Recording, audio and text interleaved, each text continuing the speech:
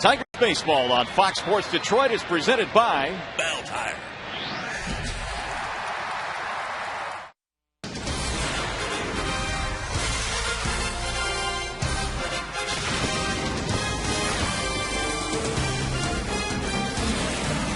It is a beautiful day for baseball here in the Motor City, and today it's Kids Day at the ballpark. Plenty of young faces are in the crowd today. The Tigers continuing a 9-game homestand with one of the best home records in all of baseball. Welcome to Comerica Park as we get you ready for baseball today. The Tigers and the Orioles, game one in this 3-game series.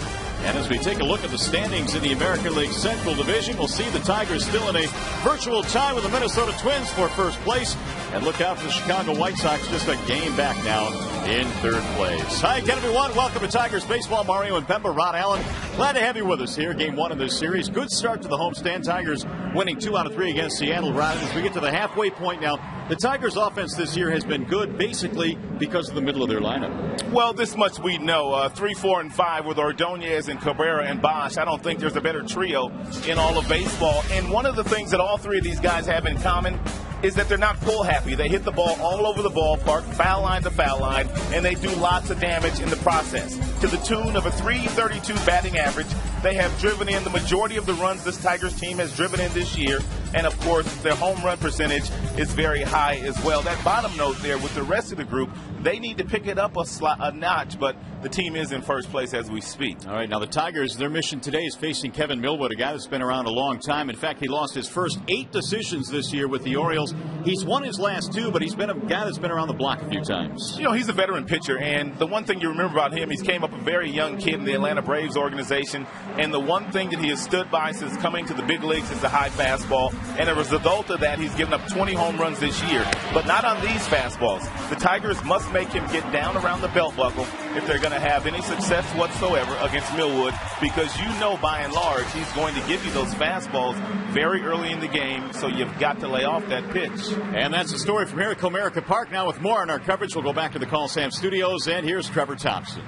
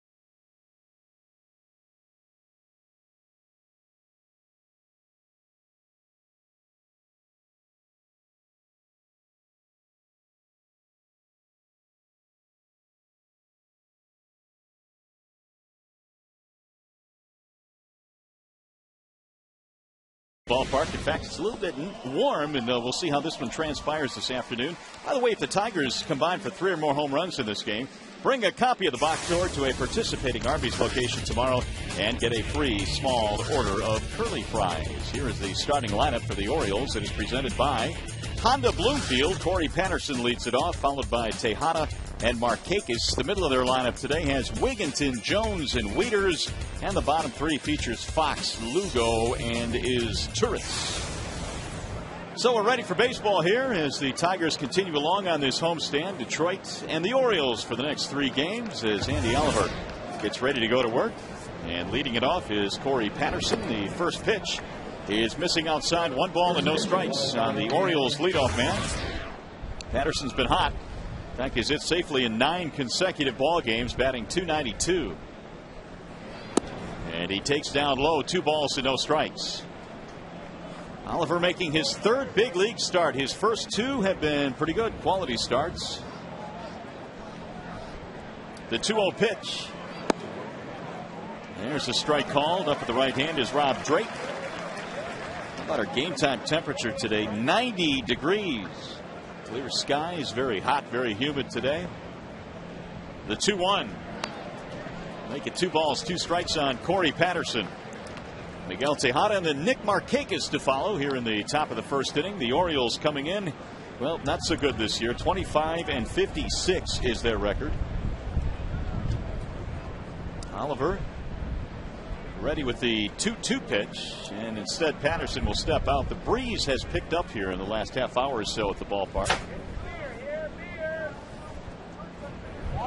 Patterson hits one in the air to right center field. On the move is Ordonez, and he won't get it. It'll drop between Maglio and Jackson.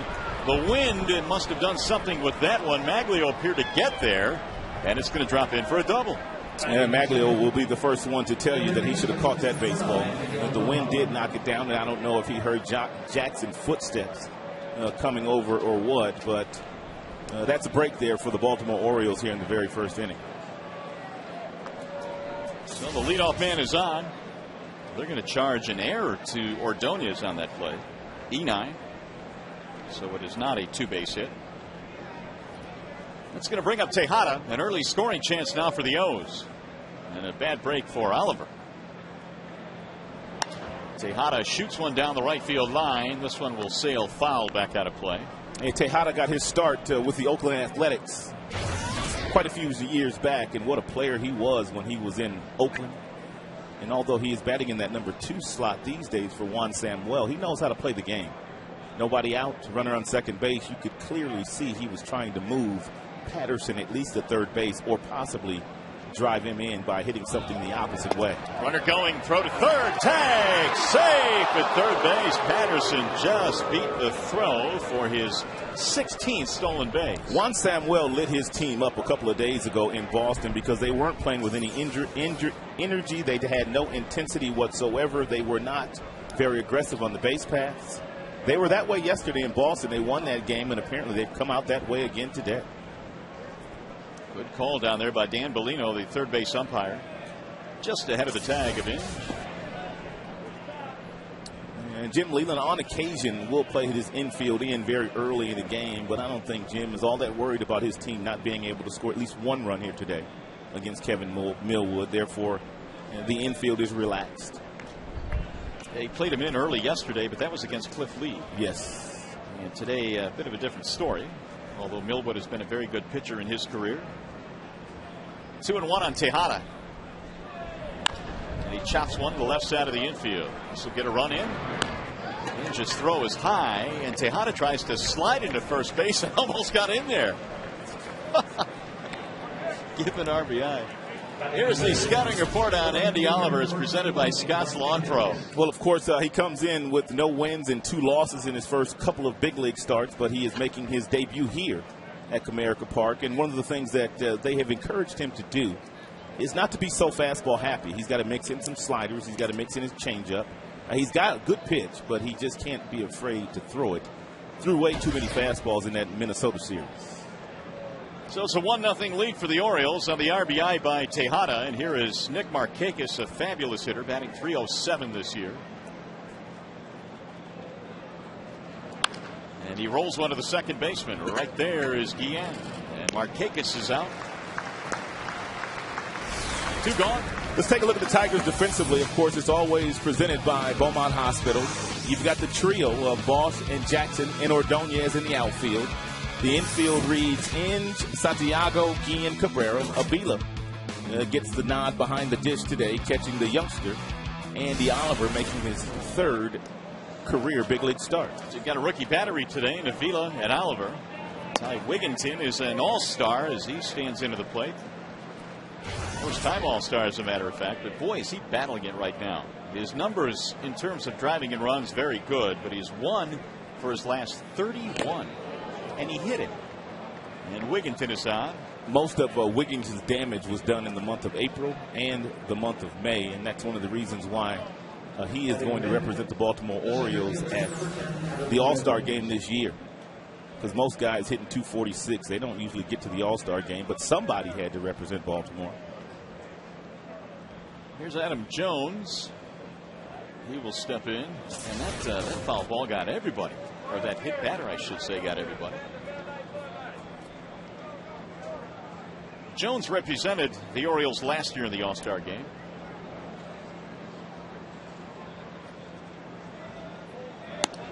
And he looks at a strike on the outer edge. Adam Jones has a tremendous amount of talent, but tends to swing too hard every now and then. If he could back it off to about 80%, 85%, he could be an impact player because he can do everything on the baseball field. I mean everything.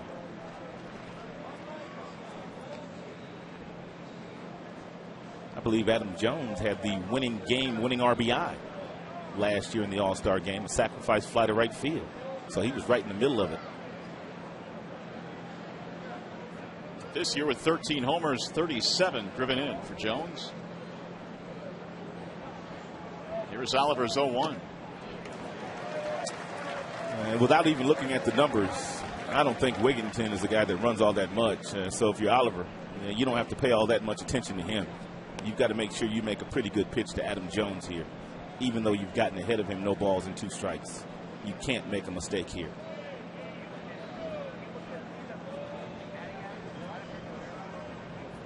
Jones back in the month of May had a 13-game hitting streak. And again, Oliver goes back to first base. Wigginton has attempted 1 steal this year, and he was caught.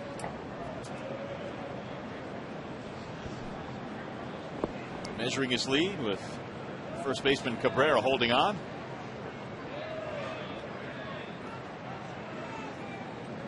Here's the 0-2. Tigers took 2 out of 3 from Seattle. Therefore, they are 43-37 and 15 over the 500 mark at home this year under Jim Leland. And Leland was talking before the game today about the keys to success. We're at the halfway point today, and he says it's really very simple. You can delve into the numbers all you want. We just have to win some games on the road. If we don't, we won't go anywhere.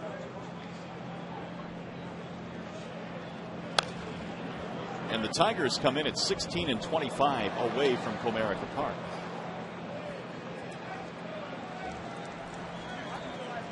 Oh, 0-2 on Adam Jones. Just underway, a run in for the Orioles.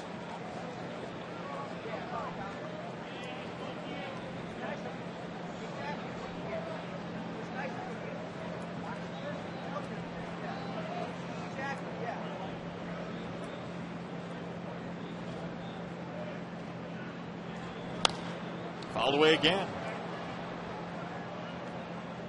Jones in the month of June, what a month he had. 320, and he hit 8 of his 13 home runs in June.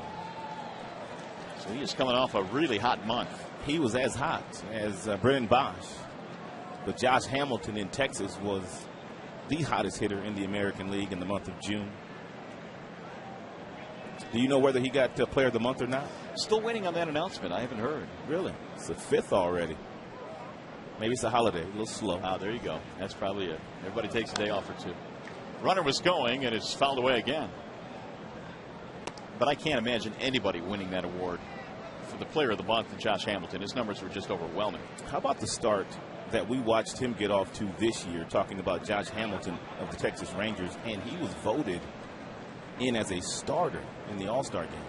Yeah, I mean, that really goes to show what he did the last month and a half, because he looked like he was really struggling. When were we in Texas? Was that April or May, early May? It was early. It was early.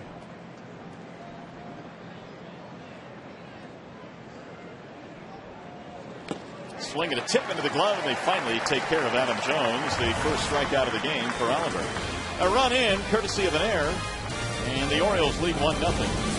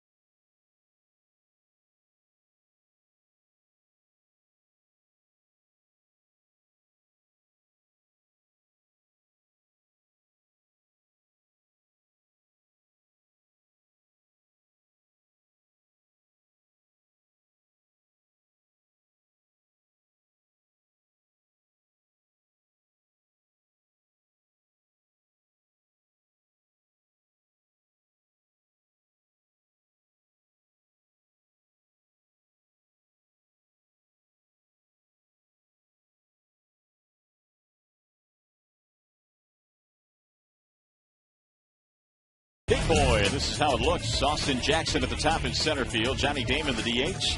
Maglio is in right field. Cabrera is at first. You've got Bosch in left. Carlos Guillen at second base. Bottom three today for the Tigers. Inge, Santiago, and Avila. The Bernstein advantage brings you the scouting report on Kevin Millwood. Get the Bernstein advantage. We go to bat for you. Well, longevity for Kevin Millwood, and he's been with a few different ball clubs in his career, but he just recently made his 401st career appearance, 393 of those as a starter. When he's going good, he can get away with a fastball right around the letters, but if you lay off that pitch, you can tee off of him because that fastball is straight, and he's given up 20 home runs this year. And he will face Austin Jackson to start things off. Jackson, the Tigers' leadoff man, has an 8-game hitting streak. Millwood's first pitch is outside, 1-0. Several Tigers with little mini hitting streaks these days. Really up and down the entire lineup. 13-gamer for Cabrera. Bosch 7 straight. Santiago 8 straight. Yeah, that's good. The 1-0. Jackson was 3 for 13 in the series against Seattle. And a real good fastball count right here for Austin. I know you're the leadoff hitter, and sometimes you like to walk, but if he throws that fastball right down the middle, you might as well go shopping at the Gap. Took it. 2-1 on Jackson. 89 hits so far in his rookie season. Of course, Austin got off to that great start in the month of April when he hit better than 350. Here's the 2-1 pitch. And he lines it to the second baseman, Markakis. They make that Lugo, not Markakis, beg your pardon. 18th start today for Kevin Millwood. He has 1 complete game. You see the record is 2-8, and the earned run average is over 5. So you can say what you want about the strikeouts. Overall, he really has not had a good year. And they say that one thing that has plagued him this year is the fact that he has that 1 inning during the course of the game where the opposition puts up a crooked number, and it's usually a big crooked number. Here's Johnny Damon. He was 1 for 8 in the series against Seattle. Takes ball 1. And when you have an offense that has gone about its business the way that Baltimore has by and large all year, your starting pitchers aren't going to win very many games, just as their club hasn't won very many games. Here's the 1-0. We're talking about the Tigers' record on the road, and yes, they must pick it up because they're looking at October. And this Baltimore Orioles team, they've only won 9 games. 9 games away from Camden Yards.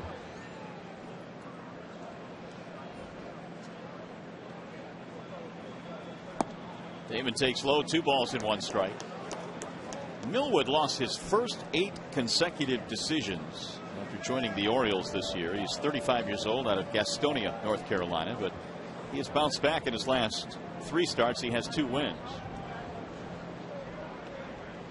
The 2-1. It's line to right field. That's in front of Markakis for a base hit.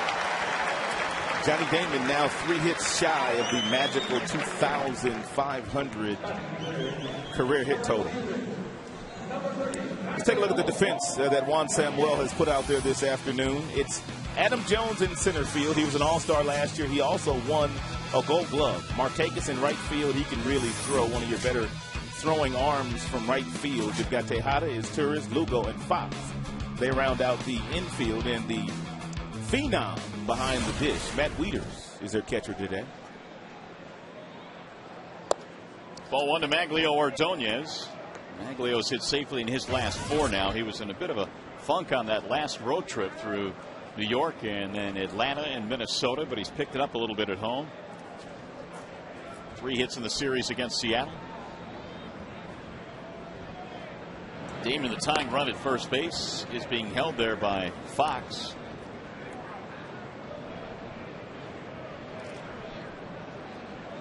$2,500 hits is a lot of hits. And when Johnny Damon gets there, he will be only the 92nd player in the history of the game to have 2,500 or more hits. He's in great shape and keeps himself that way. And he's a terrific player. He's 3,000 on his horizon. It'll be tough. That's another 500 knots. 3,000 will be tough.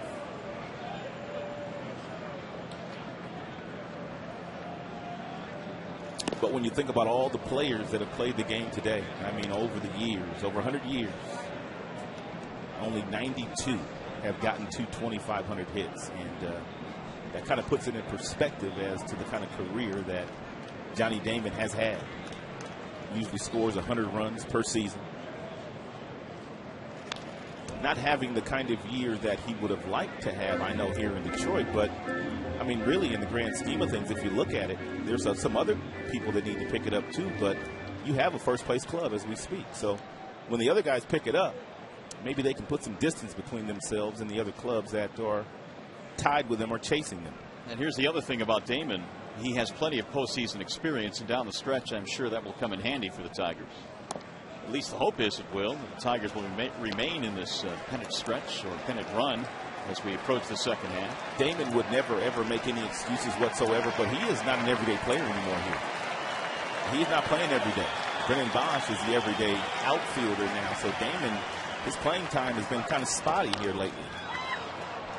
And really, for the first time in this situation for Johnny Damon, where you know when you come to the ballpark, your name's not going to be in that batting order. First time ever for him. But that's me talking. I haven't heard him say that. 3-2 on Ordonez with Cabrera waiting on deck.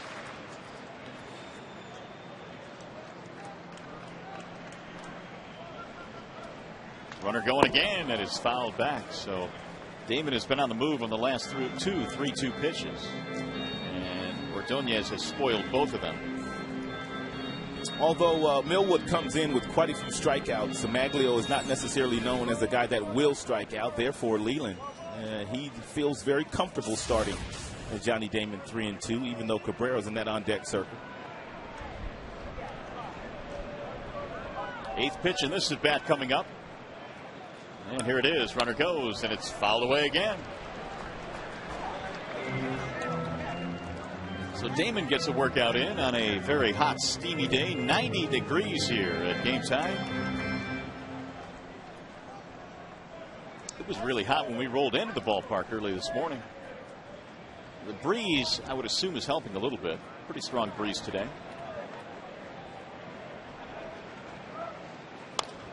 And that's popped up foul. Millwood has thrown Maglio everything but the kitchen sink. He's thrown him fastballs, elevated fastballs. He's cut the fastball. He's thrown sliders. You see the variation in speeds. The ones that are in the high 80s are the fastballs. the lower 80s are the breaking balls. Not much separation in between that fastball and the breaking ball. Only 6 miles per hour. That's really not enough to keep the hitter off balance. Damon on the run again, and there is ball 4. And after a lengthy battle, Ordonez finally wins it with a base on ball. 2 on, 1 out. By the way, this game today is available in crystal clear high definition on Fox Sports Detroit HD, sponsored by Comcast. So a good chance here early on for the Tigers now. 2 on, and only 1 out, and Cabrera coming up. Brief little confab between Millwood and Wieters. Here's one of your Tigers all-stars, Miguel Cabrera.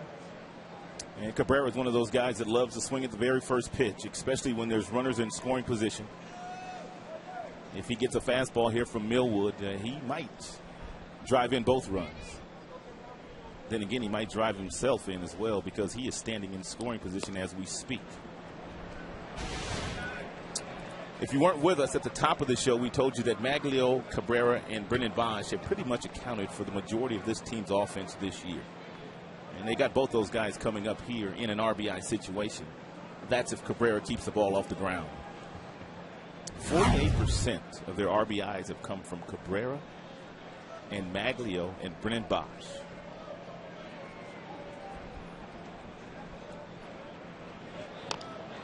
That's right in front of the plate in the batter's box, and a foul ball is called by home plate umpire Rob Drake. 1-1 on Miguel Cabrera, who right now has a 13-game hitting streak. And if you're wondering what his career high is, it's 17. He did that last year.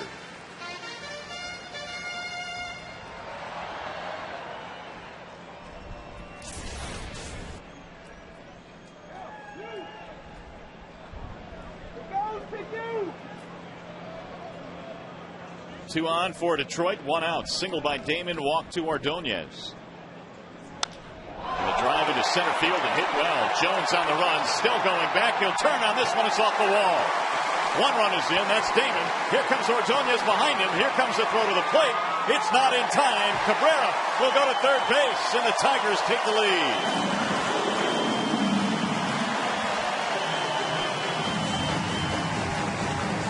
There's some wind blowing in from center field today, and we told you Adam Jones in center field won a Gold Glove last year, but one flick of the wrist, and this ball's on the warning track, and Adam Jones can't run it down.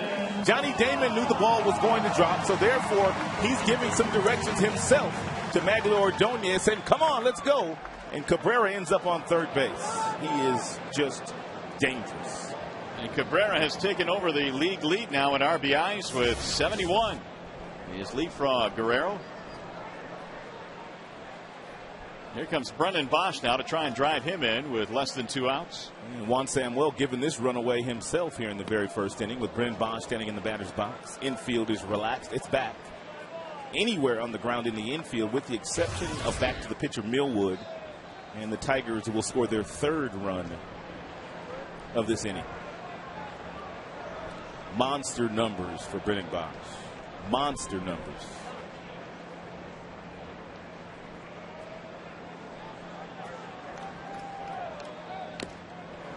Oh, 2 on Bosch. As a matter of fact, we haven't seen numbers that Brennan Bosch has put up here in the first couple of months of his big league career since they started keeping numbers back in 1952. I guess that's when Elias started, wasn't it? About that time? About the early 50s. 343 with men in scoring position. Bosch as well has done a good portion of his damage here at home. In fact, Brennan in his last 14 home games is over 400. Had a great series against Seattle, 7 for 12. He should have been an all-star. He's got great numbers. This is going to be the 25th pitch coming up in this half inning for Millwood. And he missed it inside. 2 balls and 2 strikes. Well, it's the very reason why Jim elected to basically give that 1 run away in the first inning after Patterson stole third base, is he knew his team would score some runs today. They play really good baseball here at Comerica Park. They have won 12 of their last 14 games here. Bosch takes inside, run it to 3-2 on Brennan. If you're Millwood, you also have to be thinking about the fact that if I walk Brennan Bosch, it's not the end of the world. I've got the double play set up, and that might be the best chance of getting out of the inning without giving up another run. Oh, baby, let's go! And he lost in ball 4. That'll be the second walk in the inning for Millwood. Ian has not had much success against Millwood in his career, and Millwood knows that, and therefore he didn't mess around with Brennan Bosch. 2 for 24 with 8 strikeouts is Millwood against Carlos Guillen.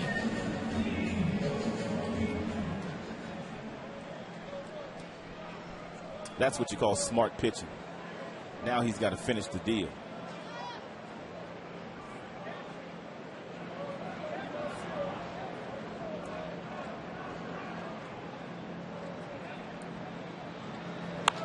Line drive, base hit, right center field. Carlos says, I've got your numbers right here. That's an RBI base hit. Bosch will go to third, and the Tigers lead 3-1. 23rd RBI of the year for Guillen. Carlos got himself a breaking ball at 83 miles an hour down at the bottom of the strike zone, and Carlos loves to hit balls that are down and in, and he didn't miss it.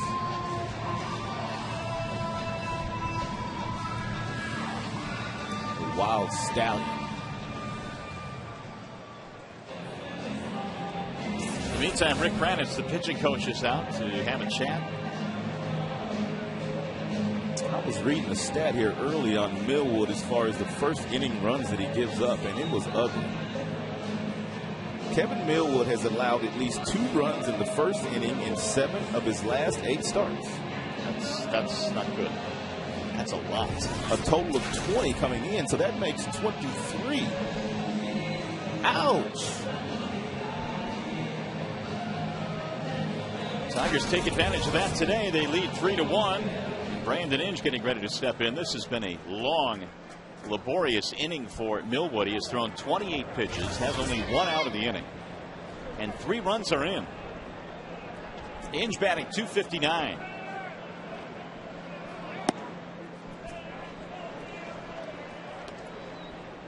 Brandon in the series against Seattle pretty good, 5 for 12. Got the homestand off to a nice start.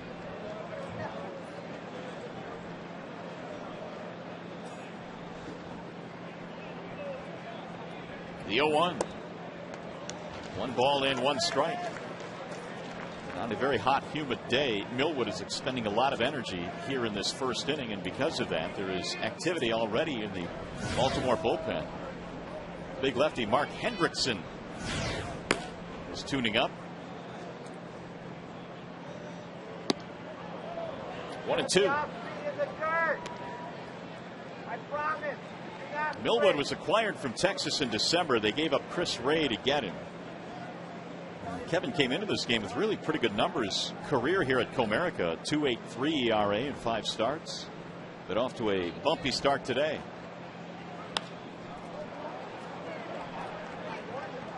Tigers have fouled off a lot of pitches in this inning.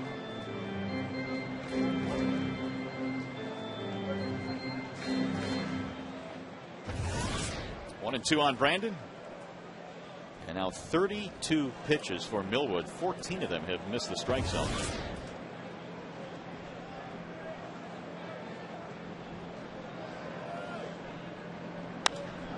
Hammer to right field, slicing. That ball is hit well, and it's going to go up against the wall and over the wall. Ground rule double for Brandon Inge, who knocks in another. 4-1 Detroit.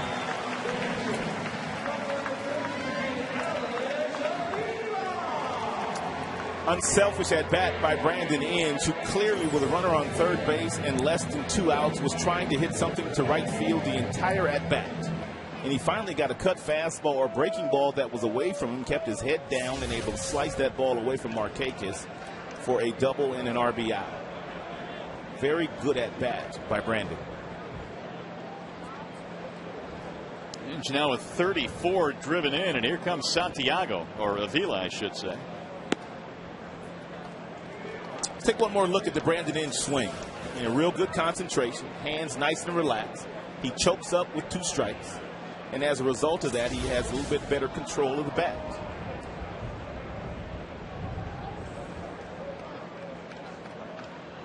Alex cuts and misses. One of the few changeups that Millwood has thrown in this inning. He might need to throw a few more of those because, as I told you before, his spread between his fastball and his breaking balls are only about 5-6 miles per hour, which is really not enough to keep guys off balance. And you've seen a result of that in this inning. 4 runs on 1, 2, 3, 4 hits. Tigers not nearly as productive against Cliff Lee yesterday. In fact, Tigers were 1 for 15 with men in scoring position yesterday. They had him on the ropes quite a bit. Today they are 3 for 3. If you say 1 for 15 in a game where Cliff Lee starts, that means they had some traffic on the base paths.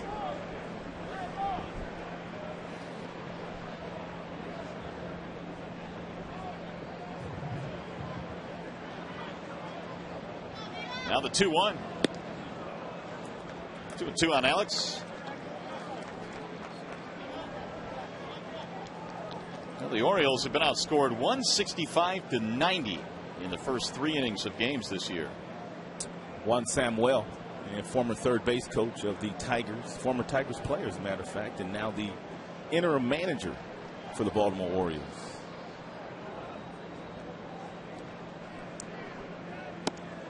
Missed it inside.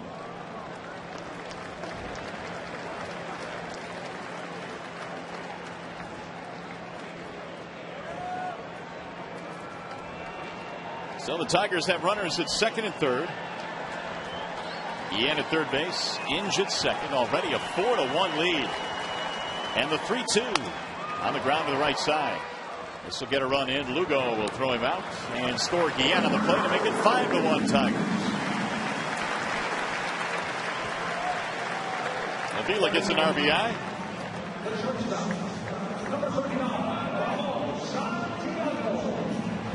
And this is going to be at least a 40-pitch inning for Millwood. Here's Santiago.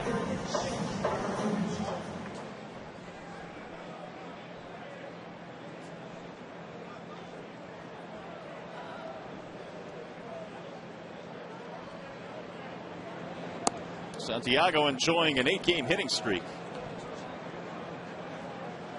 It's going to be a test for Oliver. He has not had a chance to work with this many runs in the big leagues, and they challenged him coming into this game to make sure that he used all of his pitches. And sometimes when a pitcher gets a big lead, they don't continue to use all of their pitches. He's going to have to go back out there and continue to mix in the slider and the changeup to this Baltimore team, even though he's got a nice lead here early in this ball game. One of the more difficult things for young pitchers to do.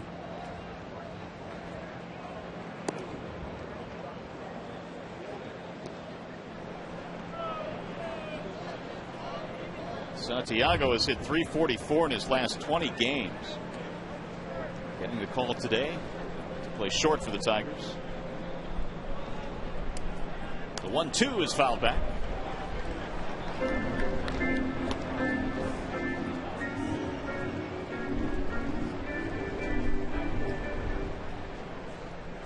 Talking about how hot it is here today, but Millwood has pitched in a couple of towns in which heat has always been a factor, and that's Texas and Atlanta. His last couple of stops, he has not pitched in good parts to pitch in, though. Texas and Baltimore. Those are just not good parts. Hitter friendly. Seems like the wind is always howling in Arlington every single night. Ball flies out of that yard.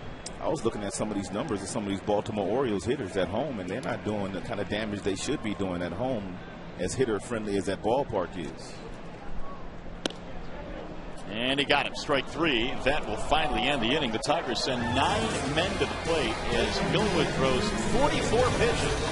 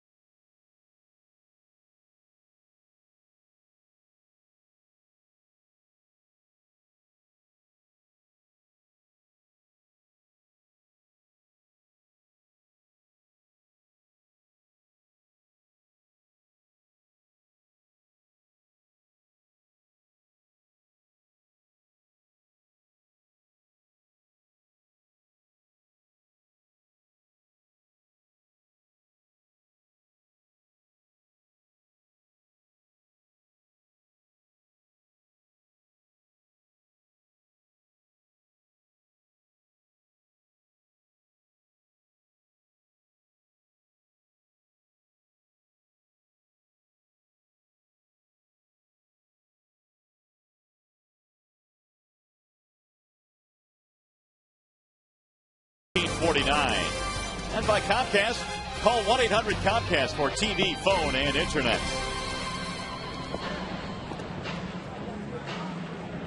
Well, what do we have here? It's hot. Send some AC down. Well, now, see, when it comes to AC, we need some too. Yeah, we just keep it in the booth. Sorry, though. I'd love to share, but not with the AC on a 90-degree day. Nice for the sign, though. Matt Wieters leads it off. It'll be Wieters for the Orioles, then Fox and Lugo facing Andy Oliver, who gave up 1 run in the first, but the Tigers backed him with 5.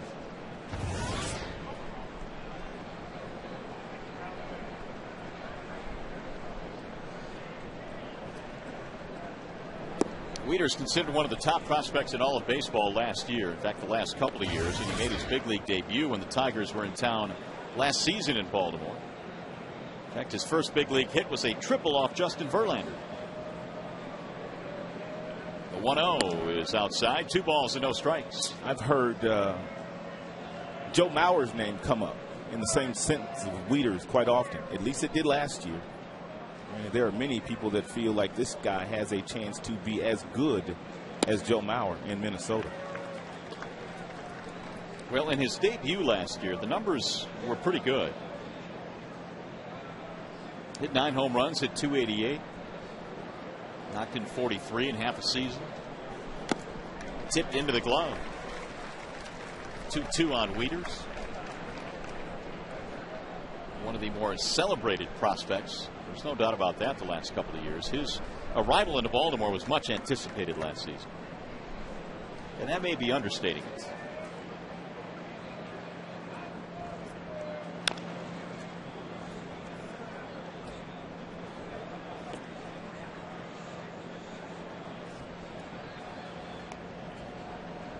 Wieters 6 home runs this year. He's knocked in 26.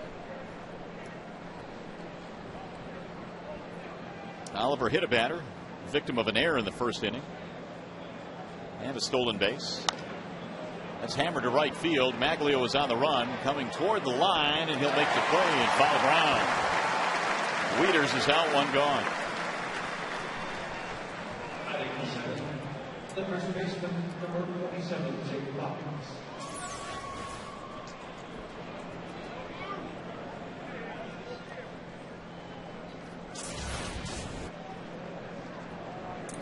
Here's Jake Fox. Former Chicago Cub and Oakland Athletic. In fact, he was acquired from Oakland in late June. And the former Michigan Wolverine as well. He put up a ton of power numbers in the minor leagues.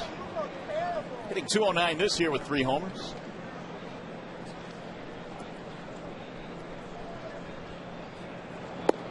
Inside, 2 balls and no strikes.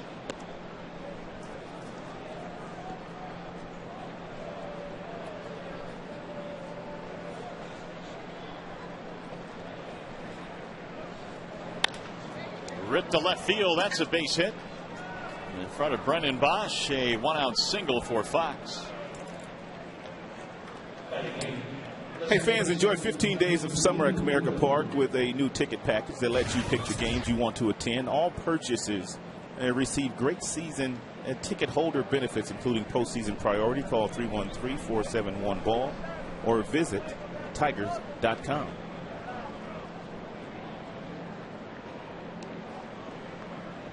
There's the veteran Julio Lugo. They got him from the Cardinals in early April 1st, as a matter of fact. And he takes ball 1 up high from Oliver.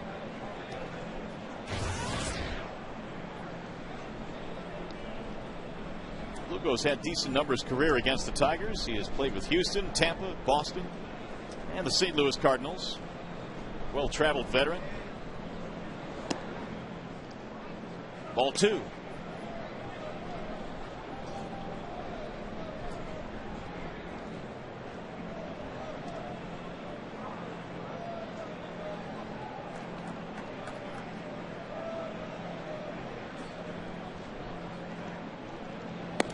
Now ball 3, as Oliver has lost his way a little bit here. He has fallen behind Lugo. They've got his tourists waiting on deck. Tigers got Oliver 5 runs to work with.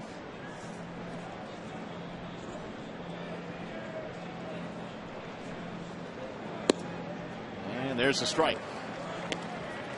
Oliver's last start was at Minnesota. He gave up 5 runs, but only 2 were earned. A big error in that play committed by Oliver made it only a 2 earned run start for him in 6 innings. In fact, he's gone 6 in each of his first 2 big league starts. Driven to right field, and it's going to drop, base hit, maybe more. It gets by Ordonez all the way to the wall. Fox coming to third. They're going to send him home. Here might be a play at the plate. The throw, the tag, safe.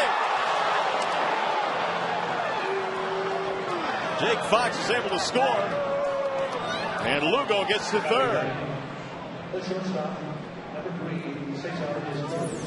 Well, we told you that Oliver needed to continue to pitch if he was going to maneuver his way through this game. He's given up 2 hits already in this inning, both on fastballs and both in fastball counts, and you just can't do that, even though a team is struggling offensively. And Gary Allenson, very aggressive at third base, down by 4.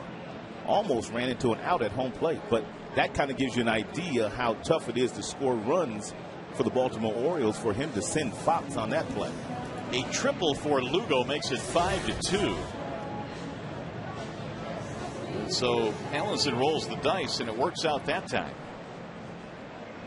Well, they have a chance to get this run in here with only 1 out.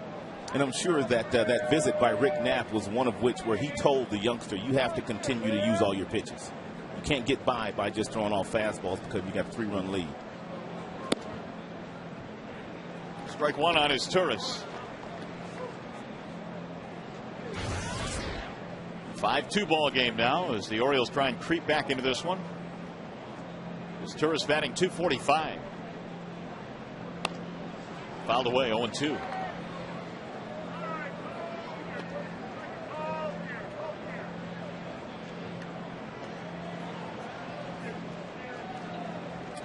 And their batting average numbers just aren't pretty. They got guys hitting .246, .235, .216, .243, .245. And we're 77, 80 games in. Ooh, look out. Ooh, that almost hit the runner down at third base, Lugo, who hits the deck. And I also told you they play in a ballpark that is hitter friendly.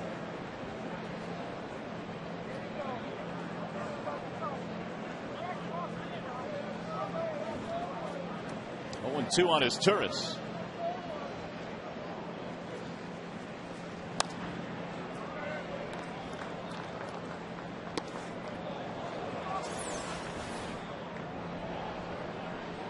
Watch out.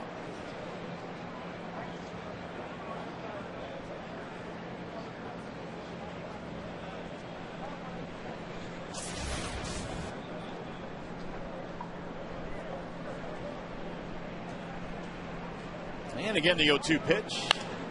Line to right field, sinking, base hit right in front of Ordonez. That'll get another run in. It's a single and an RBI for Cesar Turris, and now it's a 5-3 game. 3 straight hits for the Orioles.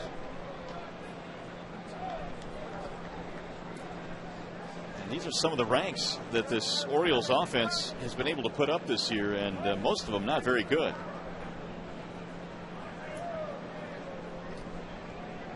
Hitting only .231 with runners in scoring position, dead last in the American League. But they get a big knock there from his Turris. Here's the top of the order now, Corey Patterson. Bouncing ball foul outside of the bag at first.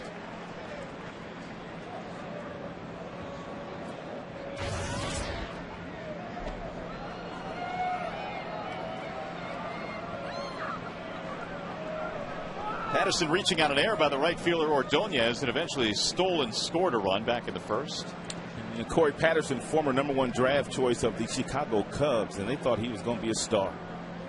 He's got a brother that's playing in the big leagues too. At least he was when Oakland was in town. Eric Patterson. Runner goes, and a bouncing ball to first on the backhand Cabrera.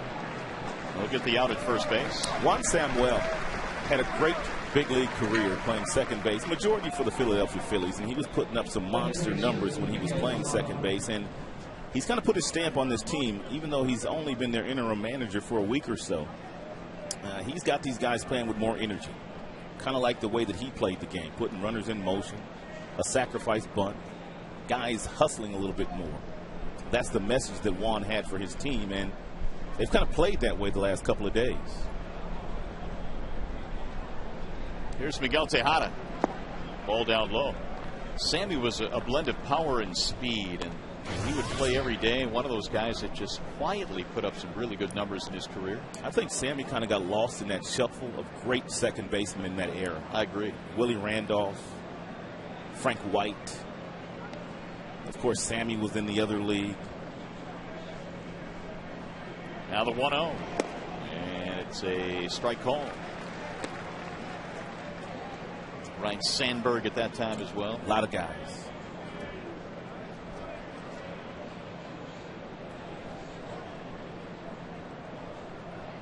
One ball, one strike.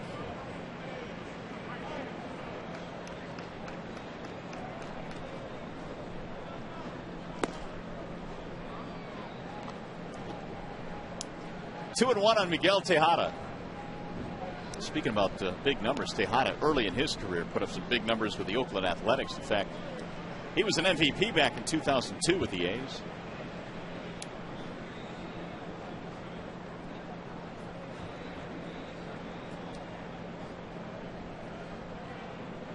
Here's the 2-1 pitch.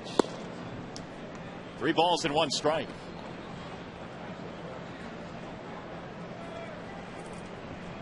Tejada had a ground out which produced a run back in the first inning. It's the second tour of duty for Miguel in Baltimore. He played with the Orioles for 4 years, from 2004 to 2007. Now back in Baltimore colors again. Whistles that one foul. His first tour of duty with the Baltimore Orioles, he was a shortstop. This time around, he came back as a third baseman. I would not be shocked to hear his name start to get mentioned here in the month of July. Miguel Tejada can help a contending team. If not starting, he can really provide some punch off the bench. But I don't know if he'd be happy with that role. Rolled slowly toward third. They're going to let this one go foul, and Inge will pick it up outside of the white line. Well, he's a veteran guy that has been through the wars. There's no question about that. And still a pretty good run producer. He can hit. He's had a great career. Making the transition to third base these days.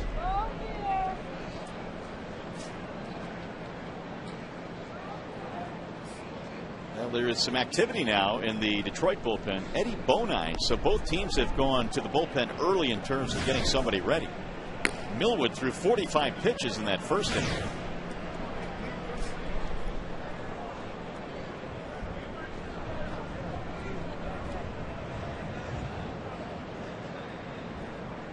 And the 3-2. Rolled foul again. The first time I ever laid eyes on Miguel Tejada, it was back in 1995. I was doing some scouting for the Arizona Diamondbacks at that time. And the Diamondbacks didn't have a big league team, but they had some of us that had been hired already in player development to do some scouting. So I went to a big league spring training game in '96, and here comes this guy with probably number 95 on his back. No name. He's a minor leaguer in A-ball at that time. And he hit a ball off Rafael Carmona, who used to pitch for the Seattle Mariners. He hit it about 900 feet. And you should have seen all the scouts that were there that day scrambling, trying to find out who in the world is this guy to take that slider at that velocity and hit it that far. And, of course, that guy was Miguel Tejada. And he went on to have a brilliant big league career. 3-2 pitch is on the ground back up the middle. Guillen to the grass. Long throw is high, and he threw it away. And this will get another run in. It's a sloppy game for the first hour of play here today. Another Tigers error, their second of the game, and this one will be costly as well. Single E4 on that play, I'm assuming. And as Turris scores. And Carlos probably shouldn't have thrown this ball, especially throwing off balance, going away from play with Tejada running. If he could do it all over again, he would not have thrown that baseball. So now it's a 5-4 game. Once he got caught by Cabrera, that allowed the runner to score. Left-handers don't bother Markakis. He has one of the better averages against left-handers in the American League. And the majority of his hits against left-handers are the opposite way. That's just how good Markakis is. He's batting .381 against lefties.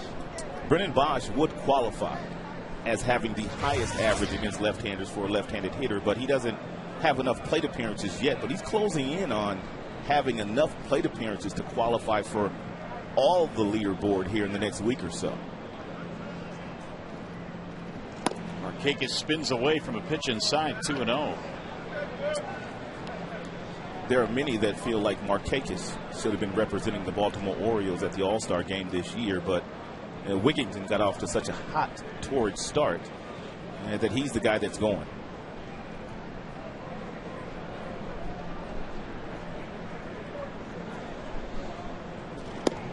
Nick apparently doesn't feel that 90 degrees is all that warm. He's all bundled up. He is.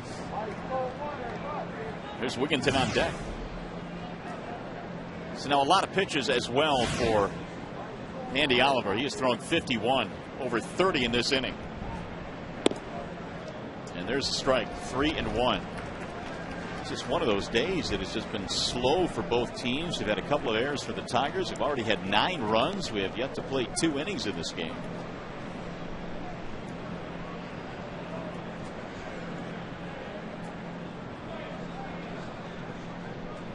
(3-1) to Markakis.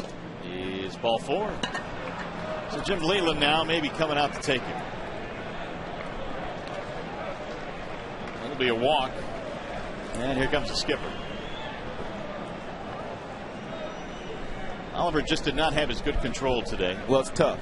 I mean, he's never been in this situation. Big lead, trying to mix up all his pitches. He won't make any excuses, but that had something to do with it.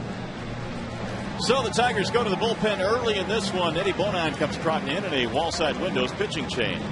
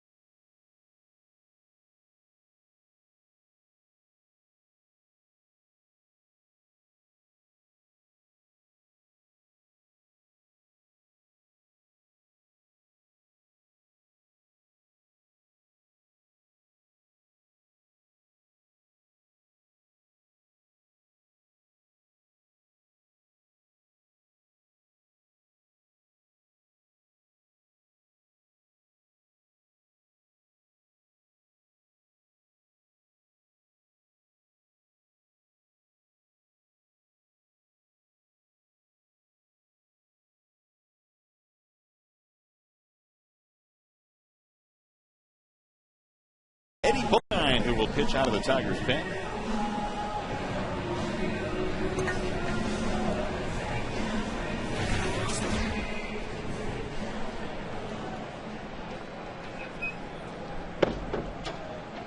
Bonine will face Wigginton in a 1-run game. 2 men on now for the Orioles. Well, this much you do know with Bonine, if you're Wigginton, you're going to get some strikes. So you can be aggressive usually when he shows up.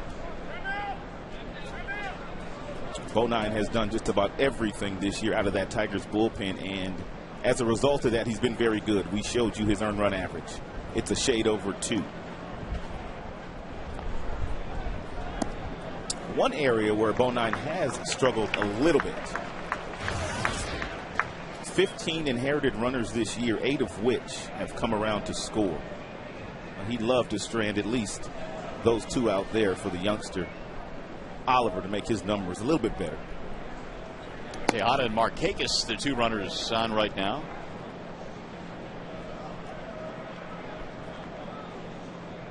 Wigginton hit by a pitch by Oliver back in the first inning.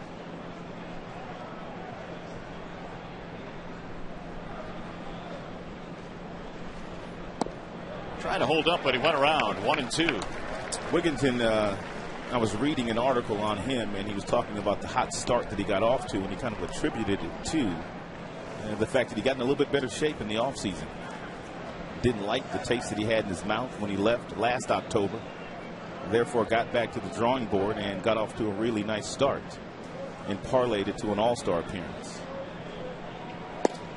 Despite the fact that he's won for his last 31. He must have been sizzling hot.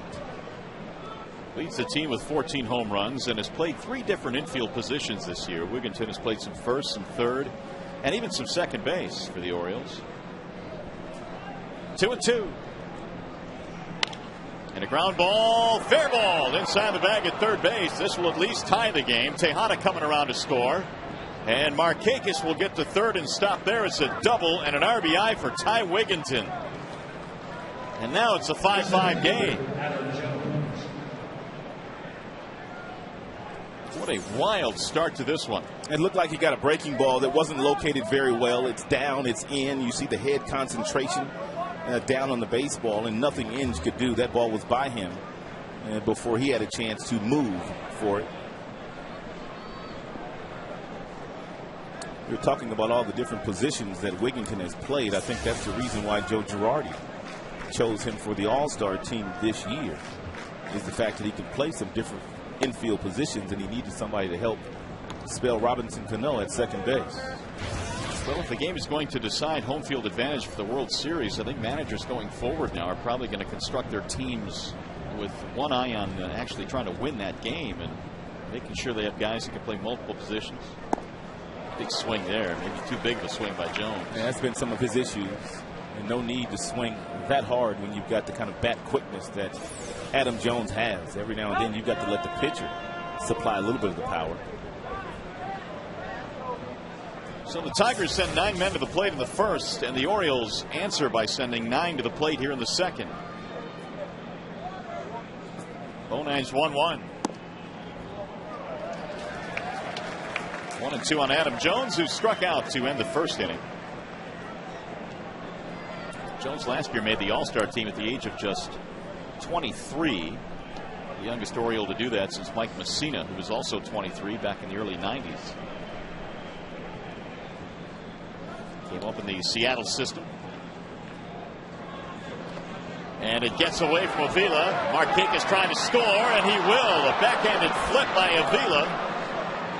And scampering back to the bag at third base is Wigginton. He thought about coming home as well. Can we rewind this back to 1 o'clock and start this bad boy over? It's just been one of those days. And nothing's going right. Avila, the ball bounces right off of him. He trickles over to get it, but can't get the out.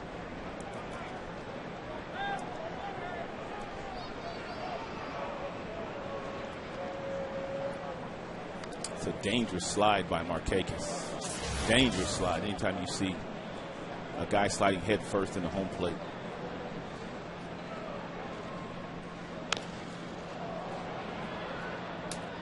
So we've had 9 hits. We've had 11 runs. We have not even completed an inning and a half in this game. We've already had 2 5-run frames. A wacky, wacky afternoon here to start a 3-game series.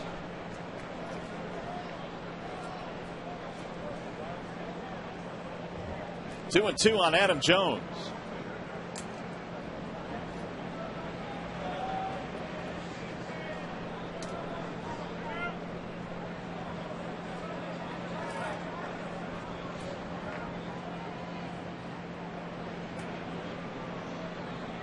Tigers pitchers have thrown 44 pitches in this inning, and Millwood, who struggled with 45 in the first inning, now suddenly has a lead. Jones fouls off another.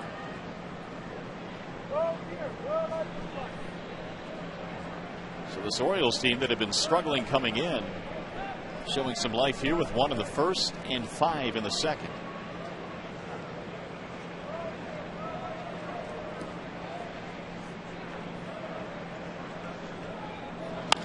Bouncing ball toward the shortstop. Santiago will finally end the inning. So 9 men to the plate. They scored 5 times. The Orioles have taken the lead.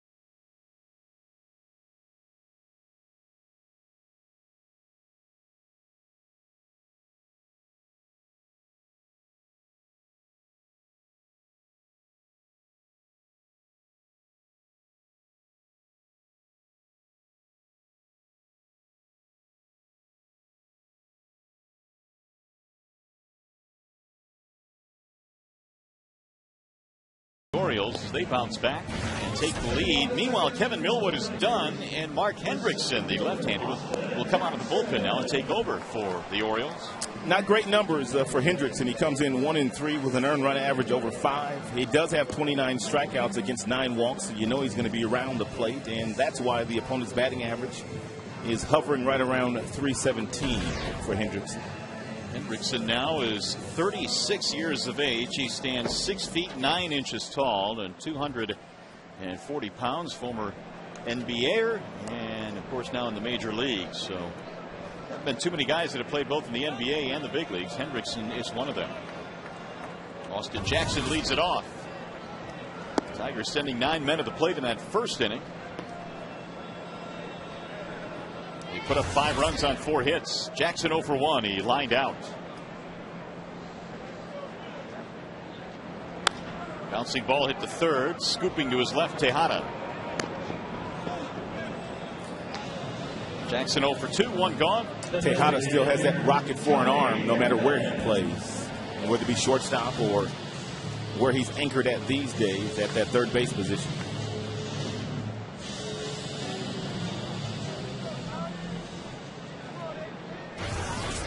Here's Johnny Damon.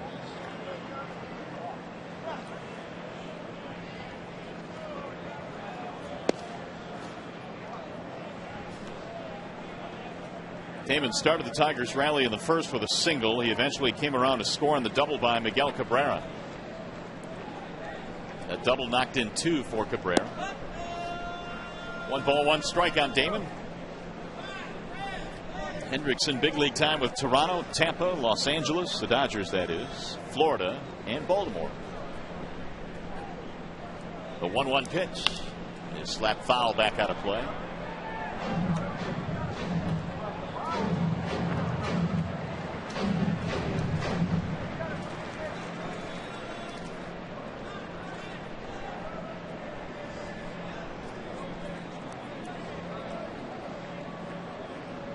Here's the 1-2 pitch.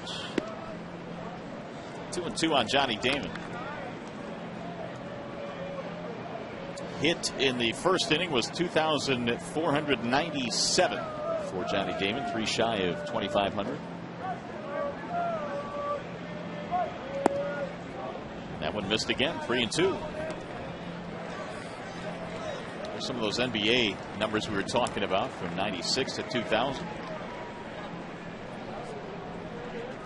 Philly, Sacramento, New Jersey, and Cleveland among his stops in the NBA. Right back up the middle and into center field. Damon has another hit, his second of the game.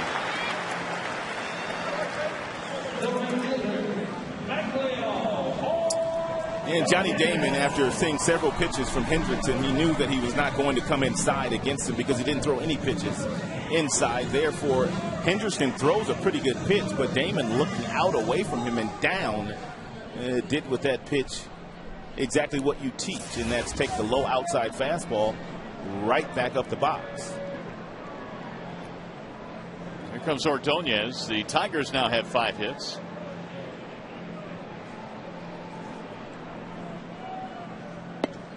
Aglio takes ball 1. Hendrickson with that high leg kick, if they get a couple of guys on that do run, and they don't have many of those guys, yeah, you can steal a base, but you have to be sure he's picking that foot up.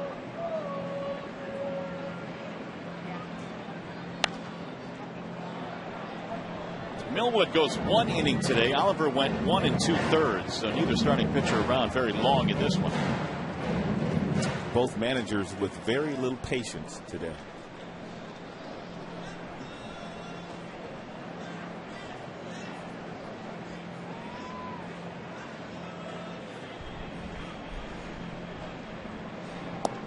Two and 1 now on Ordonez.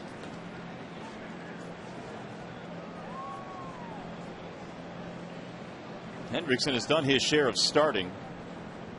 Much of his work, though, the last 4 or 5 years out of the bullpen.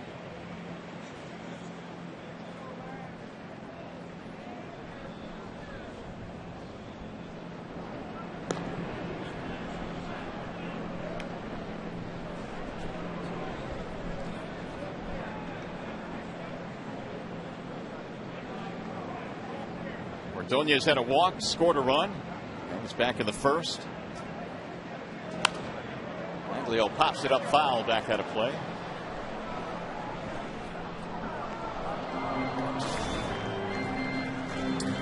Tigers 12-2 in their last 14 games here at Comerica Park, and the numbers are very favorable from an offensive standpoint. Batting average, runs per game, extra base hits.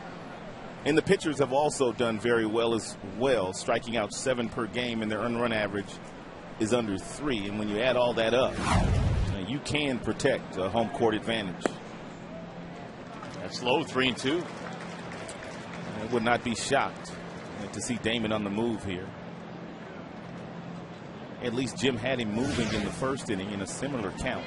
3 balls, 2 strikes, but it was a right-hander on the mound at that point in time.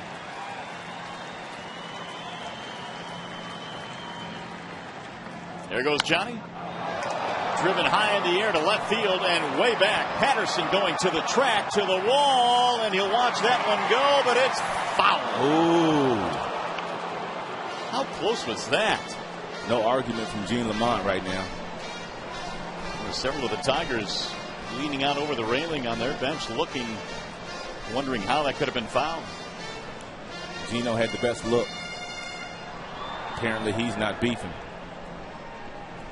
Man, is the ball carrying to left today?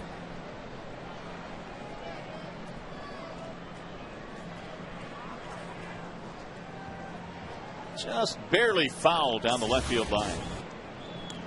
Johnny Damon was on the move on that 3-2 pitch. He is again, and this one is driven to center field and hit well. Jones going all the way to the warning track.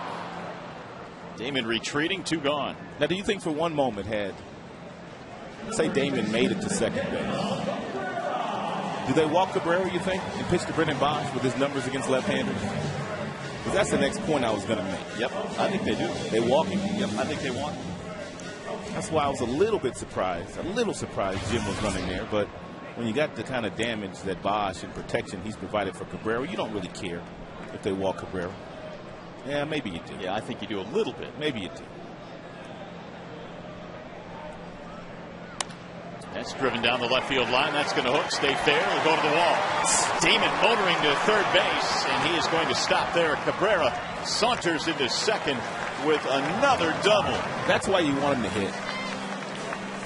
He has driven in 30% of the Tigers' runs this year. He's accounted for 30% of their run production this year by himself.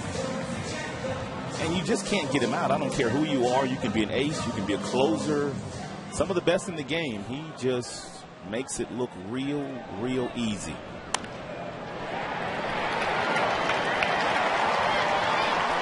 Damon gets to third with ease. Now the Tigers a base hit away from reclaiming the lead. And as we have well documented on many occasions the last week or two, left-handers usually don't bother this guy. They just don't. Well, he had 2 more hits yesterday against Lee, didn't he? He has hit some of the best in baseball this year. 345 overall with 12 and 46 driven in.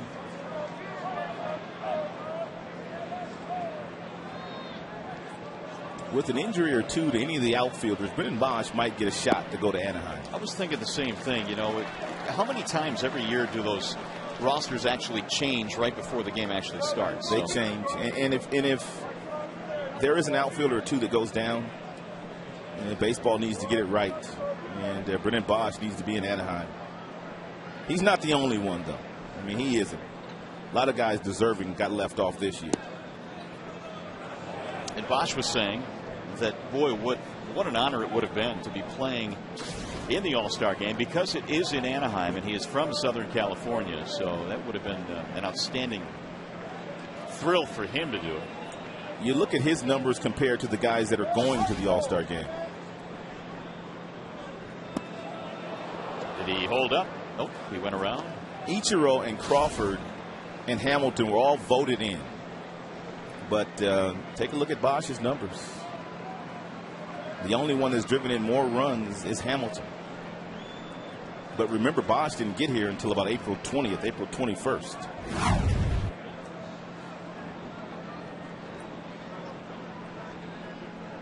Two-two pitch.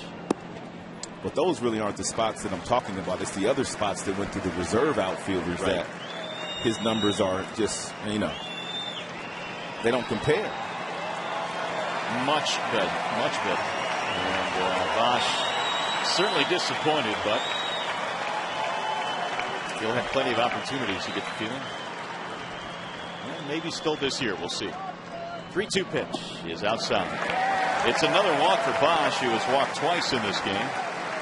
Well, since we're on the All-Star topic, we might as well talk about some of the other snubs, in our opinion. Ordonez could very easily be going to the All-Star game again. You got Felix Hernandez, Joey Votto in the National League with 19 and 57. Billy Wagner didn't make it. And we could probably put 5 more guys up there and call them snubs too. How was Joey Votto not on the team? I don't know. It's probably the position that he plays. And that's really it in a nutshell. He's got a .412 on-base percentage with 57 RBIs. He's one of the final vote guys, though, over in the National League, so he still could be voted in by the fans. I will say this much. I am elated at the fact that Omar Infante made the All-Star team in the National League. And it kind of speaks to what you were saying earlier. Managers are compiling their teams with at least one player the caliber of an Infante that can play every position on the field. Here's the 0-1. 1 ball and 1 strike. I always thought Omar had a chance to be an all-star when he played here for the Tigers, but it didn't work out that way for him. But I liked his game that much.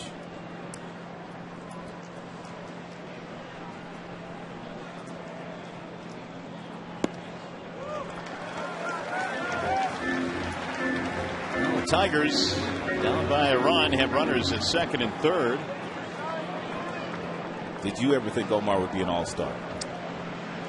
Honestly, no, I didn't.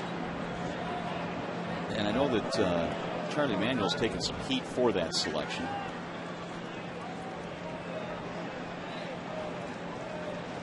Here's the 2-1 pitch. And it's 3 balls and 1 strike. Why is he taking heat for that selection? Well, some of the articles I was reading, Omar, I guess, still considered somewhat of a a part-time player. He is hitting over 300, but not a whole lot of power. He's driven in 22 runs. So did you feel he was an all-star this year in the National League? I really haven't looked at all the numbers in the National League overall this year. That might get 2 runs in. Here comes a throw to the plate. It will. Carlos Guillen's had 2 big hits in this game. He really has, and they both have come after walks to Brennan Bosch.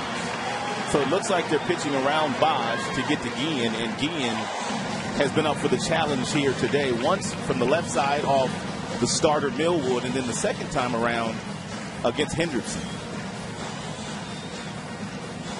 No, but I have to be honest with you. When we were in Atlanta 2 weeks ago, the All-Star game would not have been mentioned in the same breath with Omar Infante's name. I would not have said that, but due to the fact that what's at stake with the All-Star game, and you see, I guess, what Evan Meeks, the setup man, made it. Matt Thornton made the team. We're talking about Wigington here making the team. It looks like baseball tried to find that best guy from each league, and apparently Omar was the best platoon player in the National League. Well, here's Brandon Inge. And I can understand that thinking. But at the cost of some guys that have put up some big numbers, I guess that's where I have a little bit of an issue. And if it was a situation where it was a team that really didn't have a clear-cut all-star, a team that is struggling, and that every team has to have a guy, that's one thing. But good for Omar. I'm not mad at him. I'm glad for him. He's a really good guy, and was a really great guy to be around when he played for the Tigers. 2-0 on Brandon Inge. Tigers coming right back. How about this game? 13 runs scored now. A 5-run first, a 2-run second for Detroit. And maybe more. Little looper into right field. That's a base hit. Bosch rounding third. He's going to score. Inge with his second RBI of the day. And the merry-go-round continues. About 3 weeks ago, we documented the fact that Brandon Inge did not have a hit to right field. Not one hit to right field. And it's no coincidence that his batting average has perked up with every base hit. He's got the opposite way. He inside out the fastball. But how about the break that Brennan Bosch got off of second base? And he needed to get that kind of jump off of second because Markakis in right field, there may not be a better thrower in right field. And by the jump that Bosch got, Markakis in right didn't even attempt to throw the ball home. It must be hot down here. There's a strike called on Alex Avila.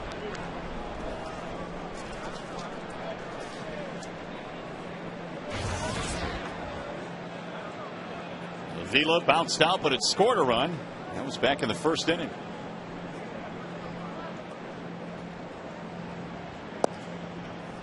So Hendrickson has not fared a whole lot better than Kevin Millwood did in the first inning. Millwood taken out after 1 inning and 45 pitches. Hendrickson coming on here got the first man he faced, but a 2-run single by Guillen, RBI hit by Inge.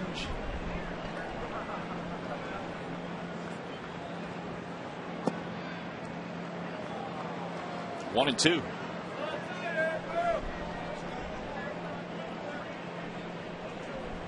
It's going to be one of those days where the bullpen better be going.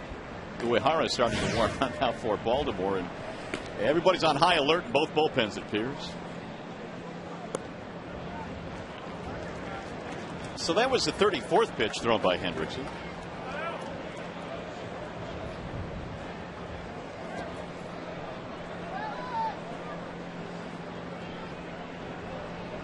.79 total thrown by Orioles pitching today. The 2-2 swing and a miss.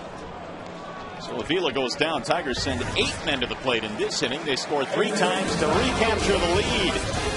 Wieters, Fox, Lugo coming up in an 8-6 game.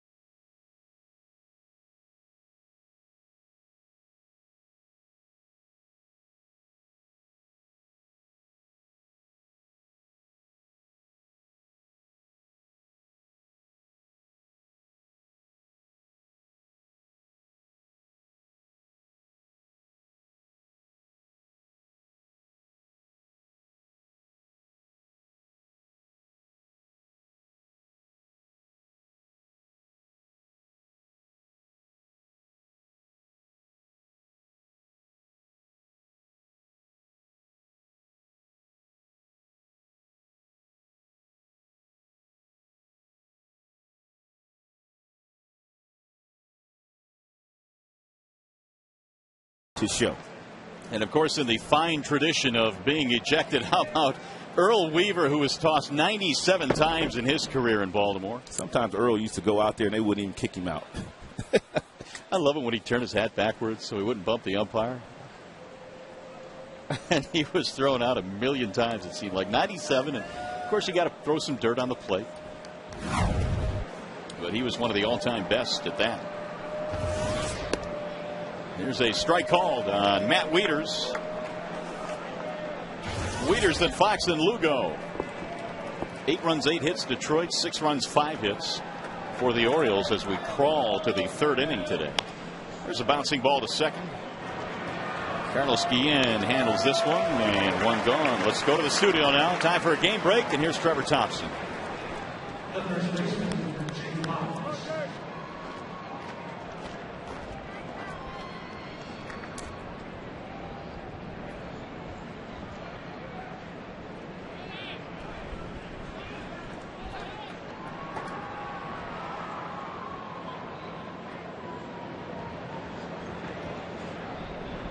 All right, Trev, thanks very much, and our best wishes to Joel Zumaya, who I'm sure if there's anybody that can overcome this injury, it's going to be Zumaya. I saw Joel yesterday, and he was telling me about the fact that they decided to put that screw in his elbow, and I like that decision because one of the things that I asked Joel, I said, Joel, how in the world are you in your right mind if you don't have any type of surgery?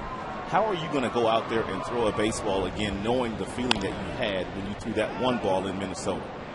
And he kind of agreed. I mean, so by them putting the screw in there, I don't think that he could ever go through what he went through that night in Minnesota. But if they hadn't put the screw in there, there's a chance he could have broke it again. Yeah, and that's certainly not something you want to see. And he has overcome so much to this point. But again, if there's anybody that has had enough practice and has the mental fortitude to do it, it would be Zumaya. That's hit deep. Ball's carrying out there to left center field. Still going back, and it's going to carry out. The wind is aiding balls hit to left and left center today. Anything up in the air in that direction, and you got a pretty good chance of trotting around the base path. You saw that ball Maglio hit, although it was foul his last time up. He just kept carrying and carrying and carrying. First 1 to 20 wins today. 8-7 is our score. 15 runs already between the two teams. That appeared to be a knuckleball that just didn't do a whole lot for Bonine there. There's Julio Lugo. They spin him out of the box. Bonine came on in the second after Oliver was lifted from the game. Eddie starting his first full inning of work here in the third. 393 feet, the official distance on that home run by Jake Fox.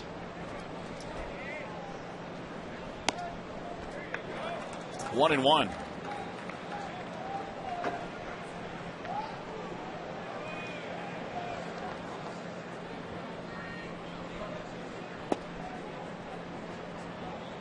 Kind of piggybacking on that conversation we were having about the All-Stars and how managers are looking a little bit differently now. Do you think Zumaya, had he not gotten hurt, would have gotten some serious look? I do. That's a base hit into right field. They got some guys that came in here hitting 220 and 230, but boy, they're swinging the bats like they're hitting 340. Yeah, Lugo's one of them. No, I do believe with the way that Joel Zumaya was throwing the ball early, he had a legitimate shot of being a setup man on the All-Star team as well. And I had a feeling they'd take a setup man, and they did. They took Matt Thornton of the Chicago White Sox. Here's this Turris. Of course, the one member of the Tigers bullpen that really deserved to make it and did was Valverde. Verlander needs to be on the team, too, at some point in time. And he might still get on the team, but there's so many guys that were left off. Weaver leading the league in strikeouts. He was left off. I mean, Felix Hernandez, he was left off the team. Heath Bell out in San Diego leads the majors in saves. He was left off the team. I mean, just so many guys. And it's the same conversation we have every year. Just not enough spots. Yeah, and it's not really anybody's fault. I mean, every year guys are upset, but there are only so many spots to go around. And again, when you consider that every team has to be represented, which I think is a good thing. I do agree with that. That's just one of the byproducts of that.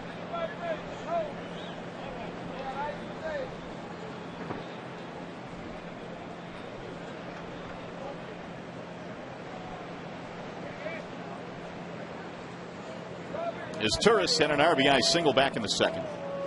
It's an 8-7 game.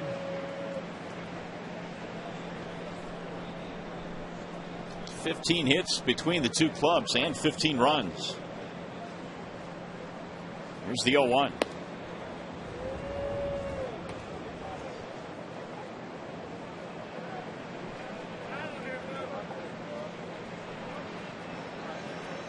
We are only in the third in this game. We already have 6 players that have 2 hits. 4 of them for the Tigers and 2 for the Orioles. Think about that for a while.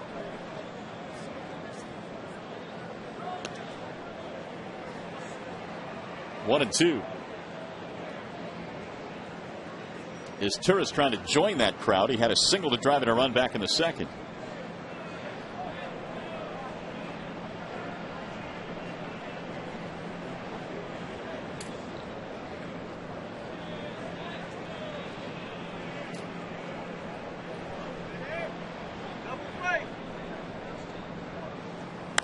Bouncing ball to second base. Will this be 2? There's 1. And there's 2. A double play. 4-6-3 ending the inning.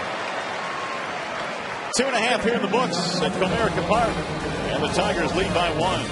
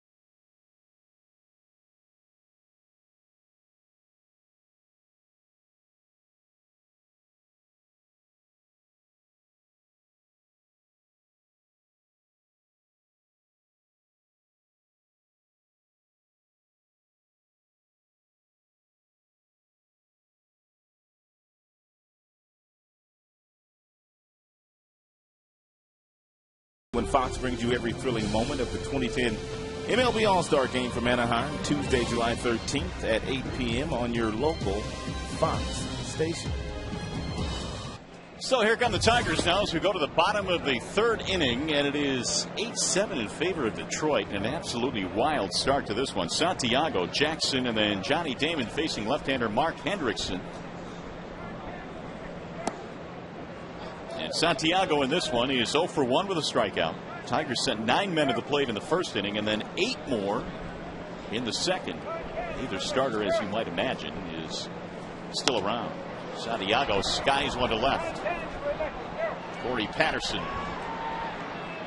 One gone. The ring of Austin Jackson.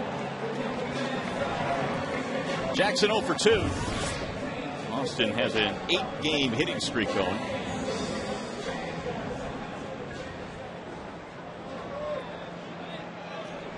Kind of seems odd that we're seeing the Baltimore Orioles for the very first time this year.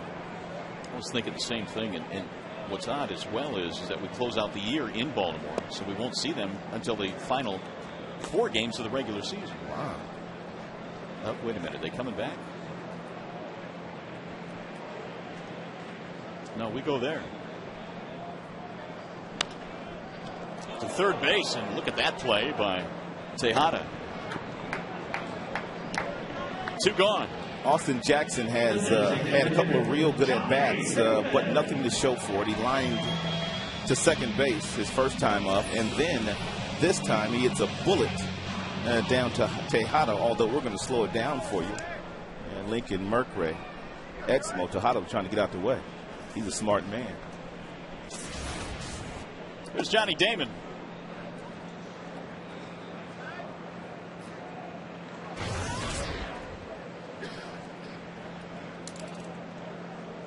Two more hits for Johnny, 2,498 in his illustrious career. And what a career it's been for this guy.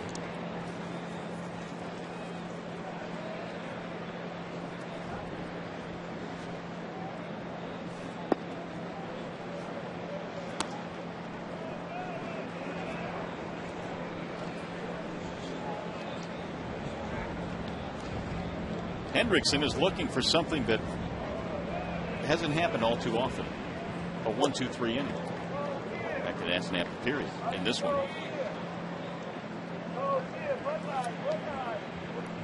In fact, Tigers pitching has allowed at least one base runner in each of the last 16 innings now, so they have not had a 1-2-3 either. As we look deeper into this homestand. 3-2 on Johnny Damon. Millwood started this game, went one inning. Hendrickson came on in the second, and now pitching here in the third. Fouled straight back.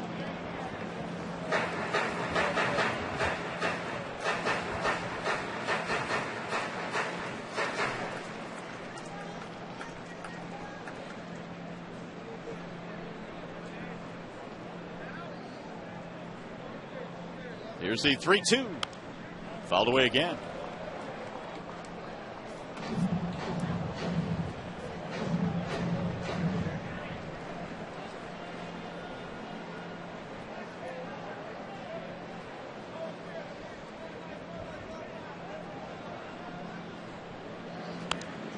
Johnny, by the way, also passed Frankie Frisch in the runs scored category. He is 55th all time now. So again, it gets back all the players that have played this game over the last 100 years. Damon now has 1,534 runs scored. He has passed Frankie Frisch. And he drives this one to right field. That ball is down up against the wall. And Damon headed to second base. He's in with his third hit of the game. Johnny having a day. Johnny has not been getting many reps against left-handed pitching these days, but he gets himself a hanging breaking ball, that little get-me-over breaking ball, and every time someone tries to throw that little get-me-over breaking ball, it gets hammered. And Johnny Damon safe at second base with a double. Safe and secure New York life. Tigers now have another hit on the board. That'll be their 9th. Can they get another run in? Here's Ordonez. Maglio skies it to right field. Hit well. Markakis back to the track in front of the wall to make the catch. So the 2-out double is stranded. 3 in the books here at Comerica Park. 8-7 Detroit.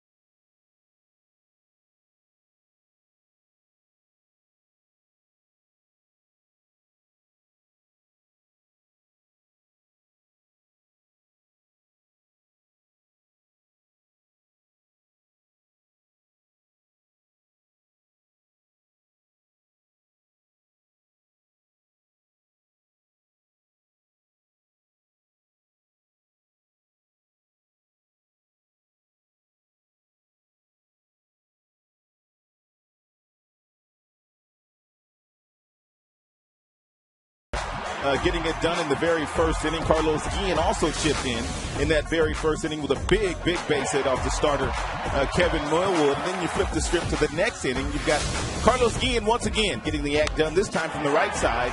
And Brandon Inge today with a couple of knocks the opposite way has had a very nice day himself.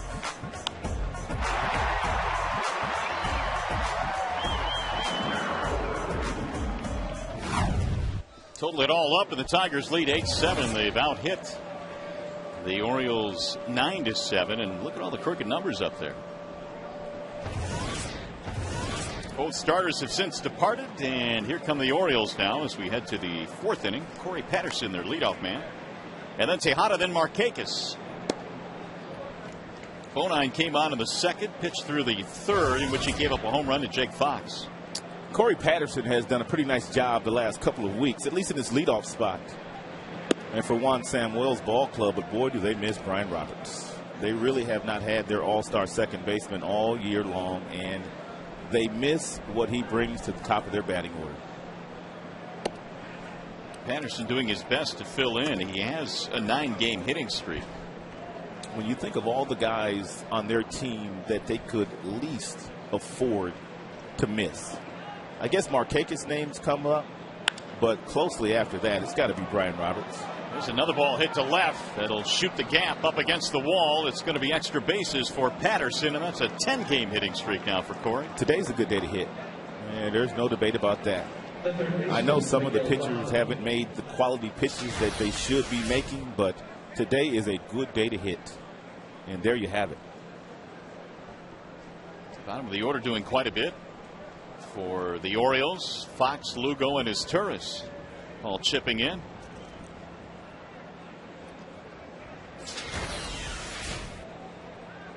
So the tying run in scoring position as we play here in the fourth inning. Nobody out.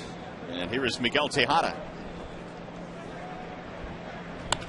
Rolls this one to the shortstop. On the backhand there, Santiago. They got the runner hung up now. Patterson caught in a rundown. Inge will run him back and apply the tag. Throw to second. Not in time. Ooh, Tejada got lucky. They almost got Miguel Tejada, who just kept running. First of all, if you're Patterson and you're running from second base, when the ball's hit to your left, you've got nowhere to go. Nowhere to go, and he still tries to get out in an area where he just got caught no man's land. The execution of the rundown is pretty good, and that's why they almost got the out at Tejada trying to stretch this ball and get to second base. He's kind of reading this right now and trying to decide what he should do.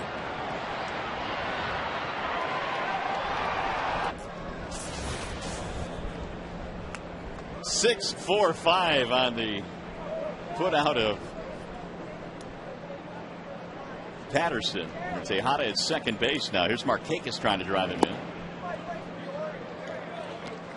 Markakis 0 for 1. He's walked and scored a run.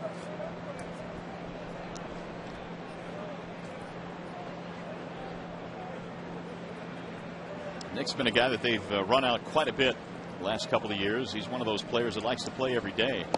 In fact, in 2 of the last 3 years, he's played in 161 games, just one shy of the 162 that every team plays every year. He's one of the best outfielders in baseball, but you just don't hear that much about him because they never get on national television. And they're always last place, buried in their division. Therefore, they don't play on national TV. A lot of people don't even know about Nick Markakis. Markakis, when he was in junior college, was one heck of a pitcher who threw in the mid-90s, but it was always felt that he would be a better hitter than he would be a pitcher at the big league level, and he drove in 101 last year. Good player.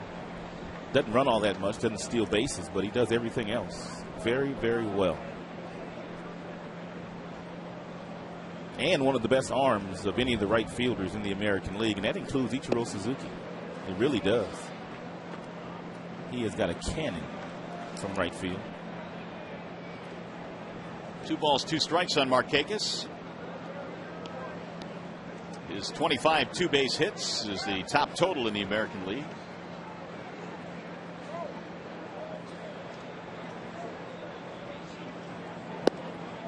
Bonine missed the outside corner, 3-2.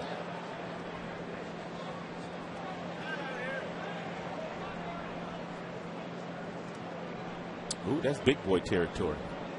Longoria and Morneau. 2 baggers.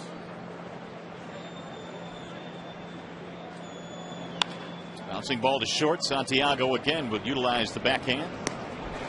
Markakis is out. Since we're talking about Markakis and some of his tools, we're going to show you one of them, and that's his very good throwing arm. He only has 2 assists from the outfield this year. That's because teams don't run on him. But watch this next throw. If this doesn't look like Ichiro Suzuki, then I don't know what. On the fly, about chest high. Boom, gets the out. Terrific all-around player. Here's Wigginton with 2 outs. First pitch strike from Bonai. In case you're wondering, 53 career assists for Markakis from that right field position. And as I mentioned, just 2 this year, and that's because teams just won't run on him. Why would you?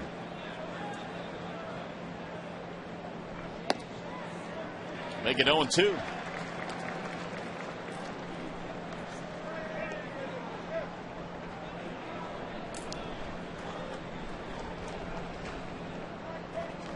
Gary Allison's awfully close to Wigginton. Man, that's dangerous. He's got it back to him. That is really dangerous. Well, I mean, you're the traffic cop. I mean, here he is here. I mean, this just... In the coach's box, you can see the line there where he's supposed to be, but he's trying to get a real good look at the base runner coming and also the outfielders, which will give him a better opportunity of knowing whether he can send them home on a base hit or not. A lot of third base coaches like this vantage point right now where Gary Allington is coaching from. It just allows you to see the whole field. And if you have to stop the runner with 2 outs, then you can clearly stop him because you've gotten a better look. Happy birthday. Happy birthday.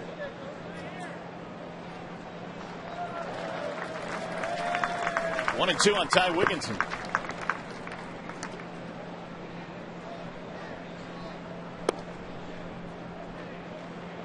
Wigginton doubled in a run in the second. For those of you that did not follow this Tigers team all that often, you don't know about the arm strength of our guys. Bosch has got a tremendous arm in left. Jackson has an average arm in center. And Maglio throwing the baseball better this year than he has in recent memory. Maglio's got 7 assists. 3-2 on Wigginton. Well, Wigginton would love to test one of those arms, trying to drive into the game's tying run. It's 8-7 Detroit. We're in the 4th inning. His best chance would be to go up the middle the other way, not the left.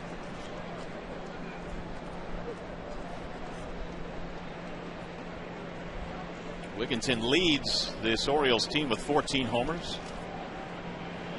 And he has just taken a walk.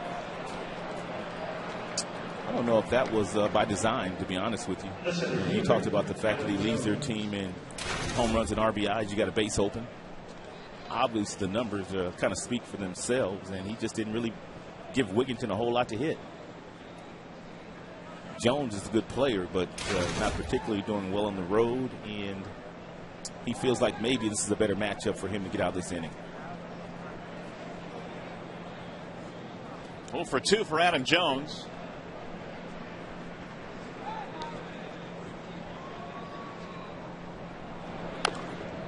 Chop foul at home plate. Adam has displayed to us exactly what some of the people that travel with Baltimore were talking about, and that's just the aggression in his swing. When you swing as hard as he swings here, your front shoulder flies off, your head flies off, and you're not really getting a good look at it. Take a look at the front shoulder. I mean, it comes off right now. All of a sudden, the head comes off the baseball as well because of the violence of the front shoulder. And a pitch you should have really hit hard, you don't hit all that hard. I mean, that ball was right down the middle. In the meantime, Rick Knapp has come out of the Tigers dugout to have a chat with Mr. Bonai. A short visit. 0-1 on Adam Jones. He was acquired in the haul that the Orioles got in the Eric Bedard deal when Bedard was dealt to Seattle. Jones considered one of their better prospects, and he was one of the centerpieces of that deal, if not the centerpiece. The 0-1 pitch. Tried to hold up. Looked like he went. And he did. Country Joe. We haven't seen Country Joe in a while. He should have been here, what, a couple nights ago. It was Country Night. That's right. Been perfect. Yep. He might have sold a CD or two. He's a country singer, you know. The 0-2 pitch. Looped into right field. Here comes Maglio on the run to retire the side. So they threaten to not score. The Orioles lead 2, and we go to the bottom of the fourth.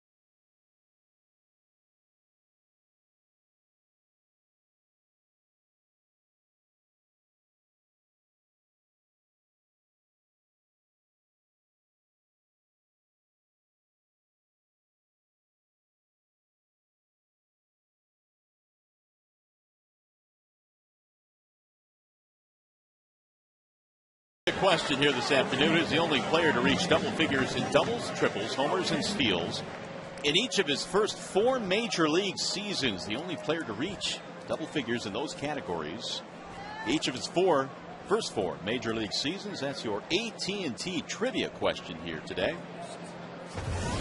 We do have a qualifier, apparently, post 1960. Oh, wait a minute. Now, okay, hold on. Now, the answer is post 1960. So it's not like you have to go way back to dig this one out. Here is Cabrera. It is 8-7 in this one. The Tigers holding on to the lead. It'll be Cabrera, Bosch, and Guillen. Cabrera 2-run double in the first, doubled and scored a run in the second. Hendrickson still out there for the Orioles. 2 balls and 1 strike on Big Miguel, who is headed to the All-Star game. He's still trying to pad those numbers before he gets there. He's working on a 14-game hitting streak. Actually has it with his 2 doubles today. And that'll put him 3 shy of his career high of a 17-game streak that he rolled up last year in a Tigers uniform.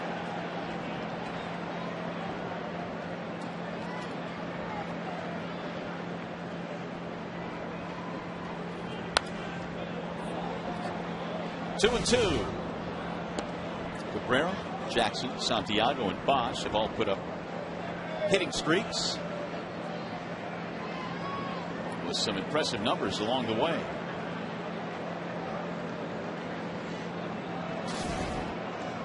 And the 2-2. Inside, 3 balls, 2 strikes on Miguel Cabrera. That might be his best chance at somehow getting Cabrera out if he decides to throw that fastball inside again, because Cabrera not looking in here. But if you make a mistake out over the heart of the plate, he will punish you.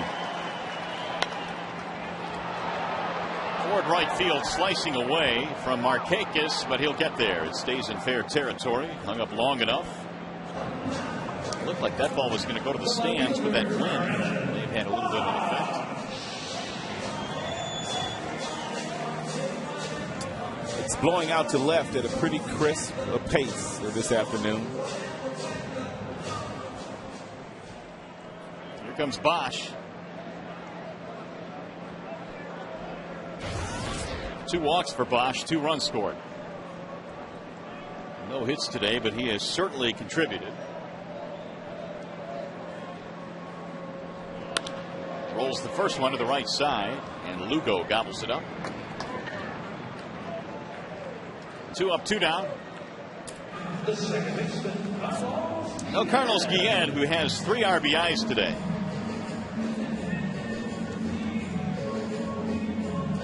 Guillen also came in a .353 career hitter against these Orioles, so he's done nothing to hurt that number. Batting .292 on the season.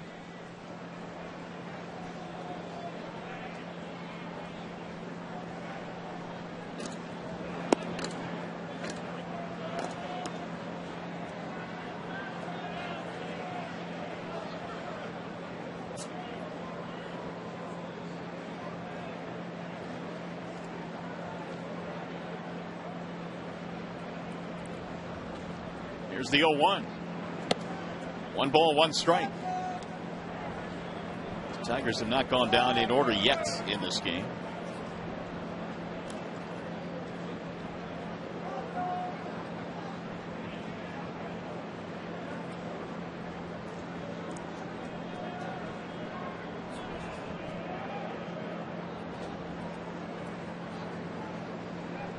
Here's the 1-1 pitch. Hammered to right field.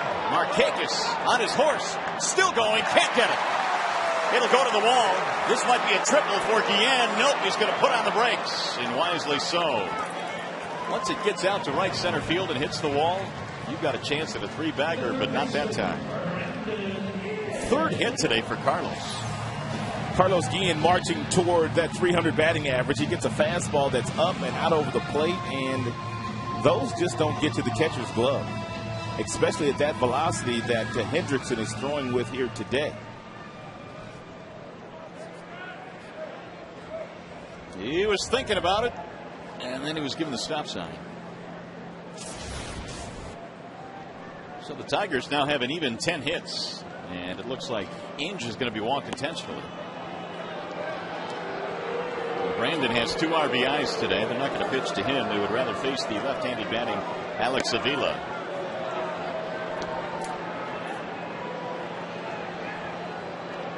$18 hits between the 2 teams.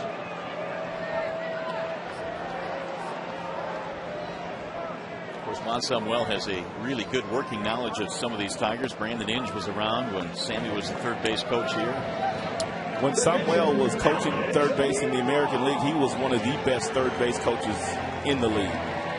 He didn't make many mistakes at 3rd, but yet he was very aggressive. He was very good at that position. He was good because he never noticed them. Never had guys thrown out at the plate. So here are the splits on Avila. .222 against lefties.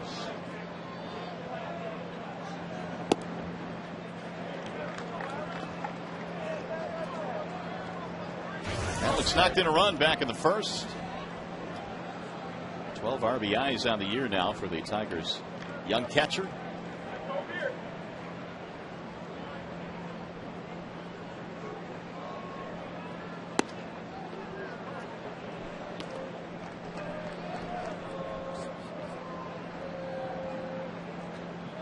Tigers much better in this situation today with runners in scoring position than they were yesterday, but Cliff Lee had a little something to say about that. He was pitching for the Seattle Mariners, and they were 1 for 15 yesterday with runners in scoring position. They were able to bend Cliff Lee, but not break him. But the numbers don't look that way. He had 11 punch-outs, 1 walk, but gave up quite a few hits.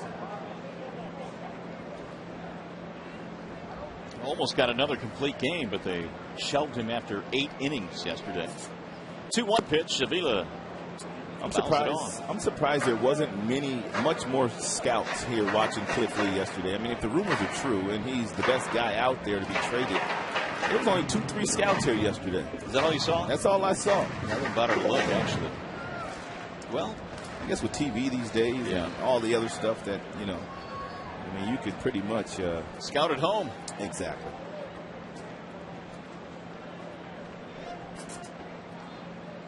Swing and a miss. Avila down on strikes for the second time this game. The Tigers strand a couple of runs.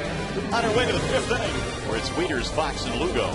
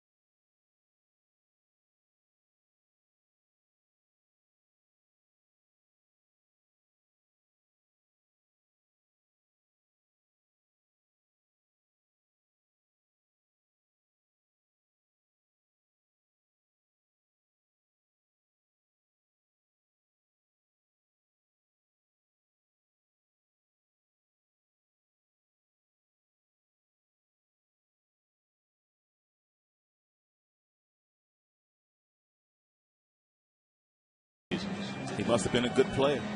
Really good player. In fact, we talked about him quite a bit today. That, of course, would be Juan Samuel, 84 through 87 with the Philadelphia Phillies. And really, Rod, until you look up his numbers, sometimes you just don't realize how good of a player he was. You know, I was pretty much in the American League at that time, down in the minor leagues, and a couple of brief cups of coffee in the major leagues. But Juan Samuel, I played against him in the Dominican Republic, and he was a great player. I mean, you see the damage he did, 396 steals, 19 triples in 84, three-time All-Star. He was a really good energy player. He one time stole 73 bases in a season. That was 84. It doesn't look like they're going to give him a chance to keep this job as their manager, because I continue to hear about other guys being interviewed for the position that he holds right now, but it's a shame. I know he spent 27 years waiting to get an opportunity like this, and then you manage a team like this and you're not really given a chance to put your stamp on it, because you pretty much know you're not going to be there for the long haul. Matt Wieters, meanwhile, has let it off with a single here in the fifth inning. Well, who knows? Maybe that'll change. I mean, hopefully they play better for him and he gets a chance to do it. It's a great opportunity, though. Here's Jake Fox.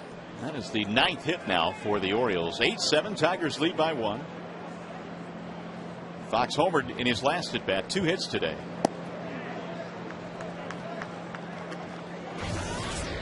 Jake picked up from Oakland on June the 22nd. Of course, he's out of the University of Michigan. Was an all Big Ten selection there for the Wolverines. Began his big league career in the Chicago Cubs organization.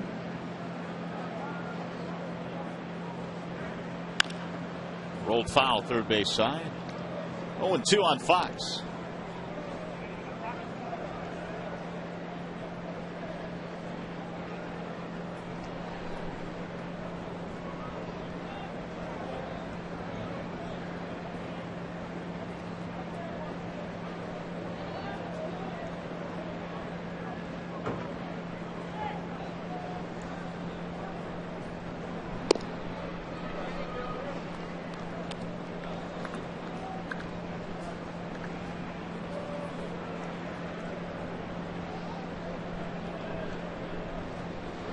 Pitches now for Bonine. Good majority of those strikes. And that's rolled foul. That's why he's so valuable in that bullpen. You can go to him in a situation where you need some length out of him, or you can bring him in to get a couple of outs for you late in games. And Bonine, for the most part, has been good in all those roles. Brad Thomas warming up.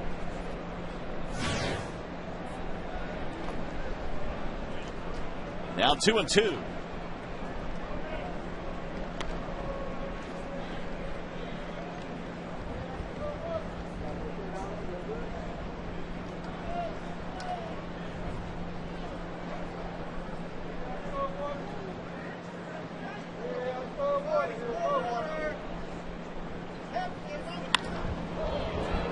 Jackson on the move for this one. And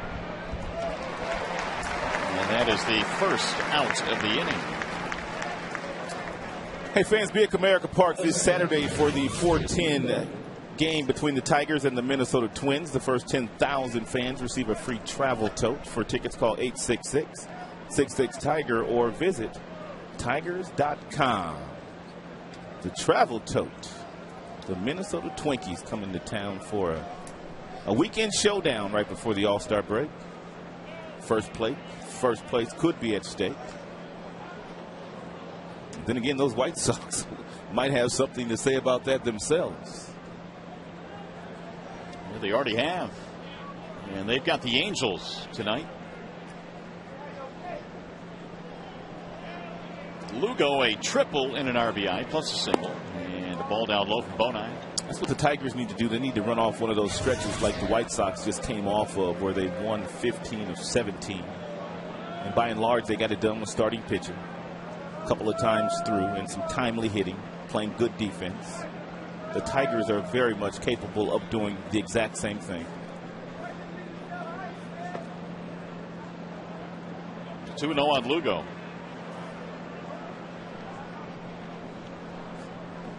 They took 2 out of 3 from Seattle to start this homestand. We've documented how really good they've been at home, and so hopefully that'll continue here against Baltimore and then Minnesota. Heading into the All-Star break. The Tigers have been pretty good against these Orioles here at Comerica Park. In fact, they've won 9 of the last 13 between these two teams here.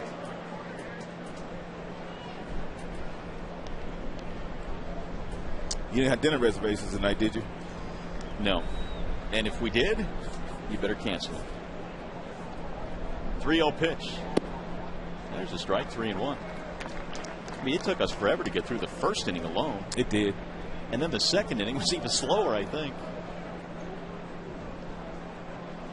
One of those days. We've had a lot of runs, a lot of hits. A little bit sloppy early on. The Tigers have committed 2 errors.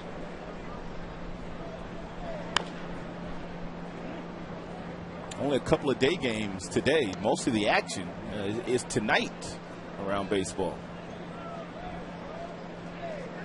I think us and the Cubbies might be the only day games today.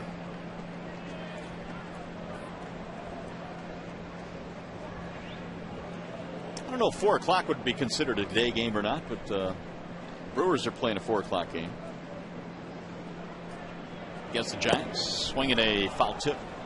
Those 4 o'clock starts, they can kind of mess up your day, you know, because you really can't do anything before. And then at night, you know, it's tough to do something there too. We had one of those in Atlanta, and you just don't know whether to consider it a day game or a night game, and it falls right in the middle, which, as you say, messes up both ends.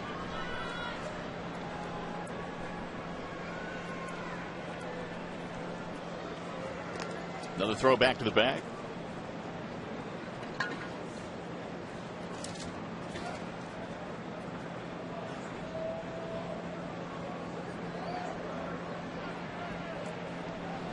Tiger pitching yet has to yet put up a 1-2-3 inning. Ooh, look out. He hurt himself. Yes, he did. Wieters came in funny on the bag, and now they're going to have to take a look at him, I would think. Well, they need to take a look at him. He's the franchise. He's waving them back, but apparently he did something. Let's take a look here. Oh, looked like he either twisted his ankle or hyperextended that left knee. One of the two. Ooh, looks like the ankle on the outside part of the bag. Ooh, right there. Ouch.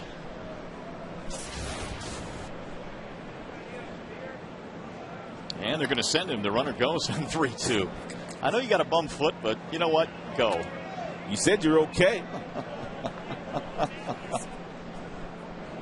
But don't you know I'm Matt Wieters? #1 prospect. Juan Samuel says, get to run. See if they start him again.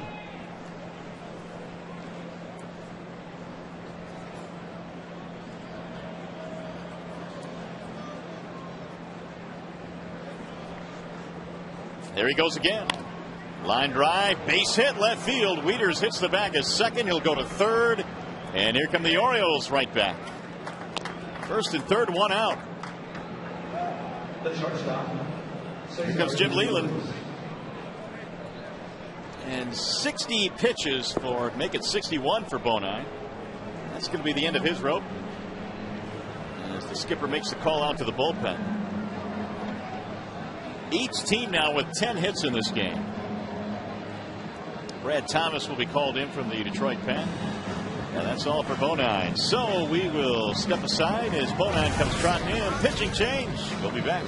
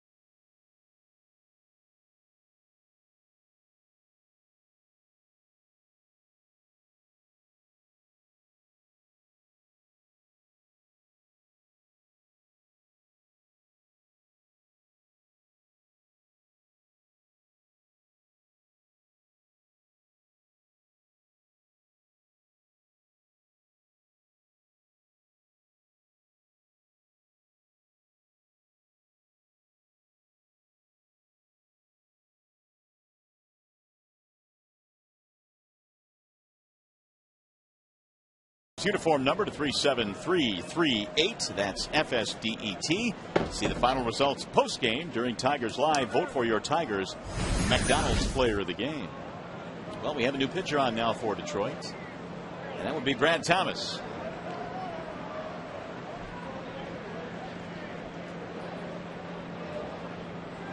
They'll face Cesar Izturis here with runners at first and third. 20 hits already in this game. 10 apiece. Izturis, an RBI single. He's also hit into a double play, which would really come in handy right about now.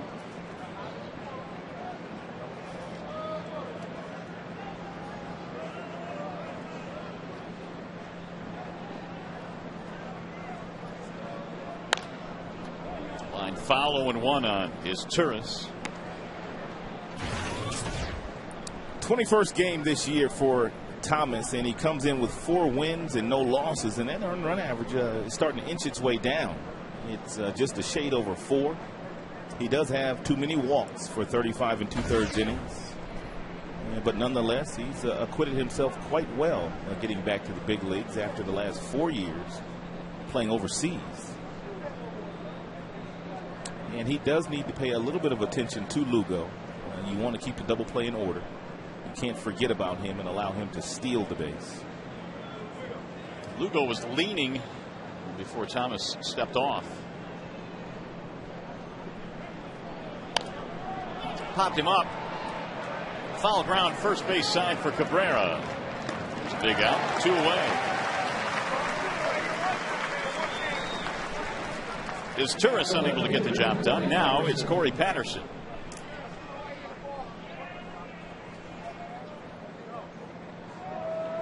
Patterson bumped up his hitting streak to 10 straight with a double in the 4th. He's also reached down an air and scored a run.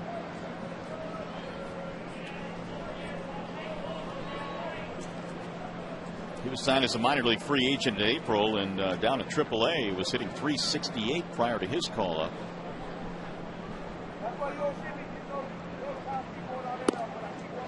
Patterson played his high school baseball in the Atlanta area at Harrison High School, which is also the same high school that produced former Tiger Adam Everett.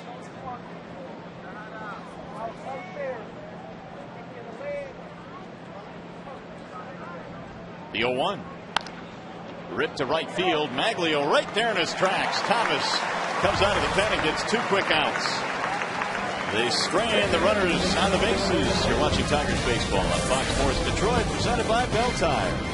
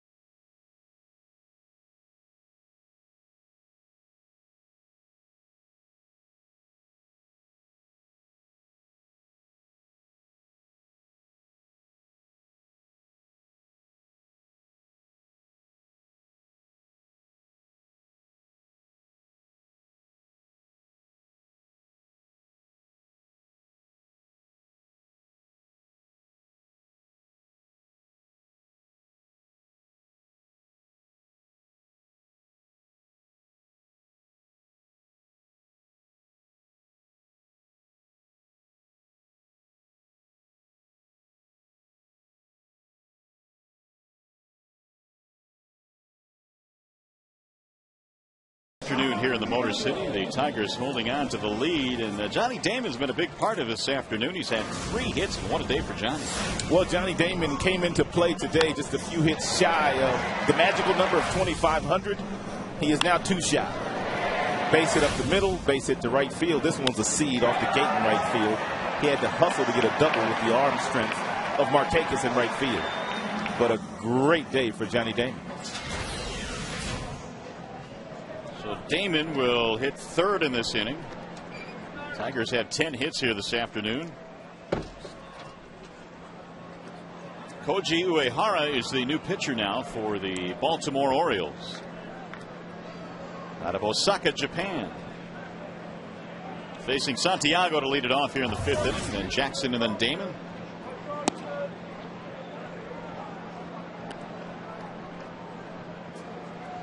This is his 2nd year in the States after pitching 10 years in Japan professionally. Santiago pops up a bunt. And there's going to be no play. The last time you've seen a bunt go over the pitcher's head and drop in front of the shortstop for a base hit. Sometimes it's better to be lucky than good. And this is one of those instances. It's a bad bunt by Santiago, but he gets rewarded with a base hit.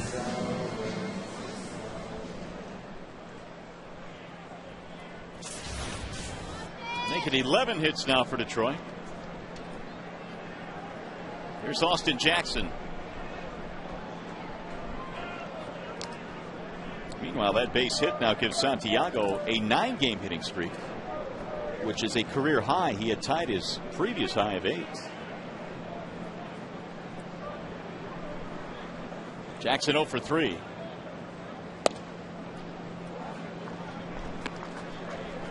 Want to know the count on Austin? Uehara is the first Japanese-born player ever to play for the Orioles.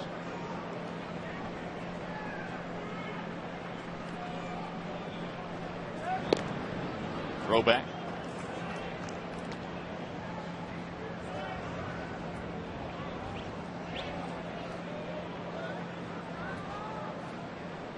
Over in Japan, he was 112-62 with an ERA just a little bit over 3.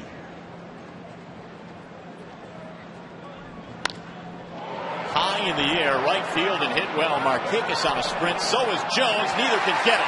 Up against the wall. Santiago motors to third and beyond. They're going to send him home, and he'll score. Give Jackson a triple.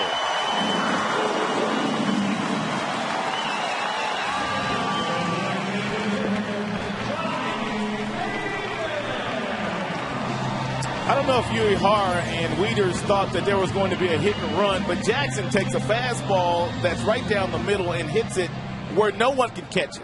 We told you earlier that Jones won a Gold Glove last year, but with the wind playing out and blowing out as much as it is to left field, he was shading Jackson in that area, and then Jackson just kind of turned the Jets on.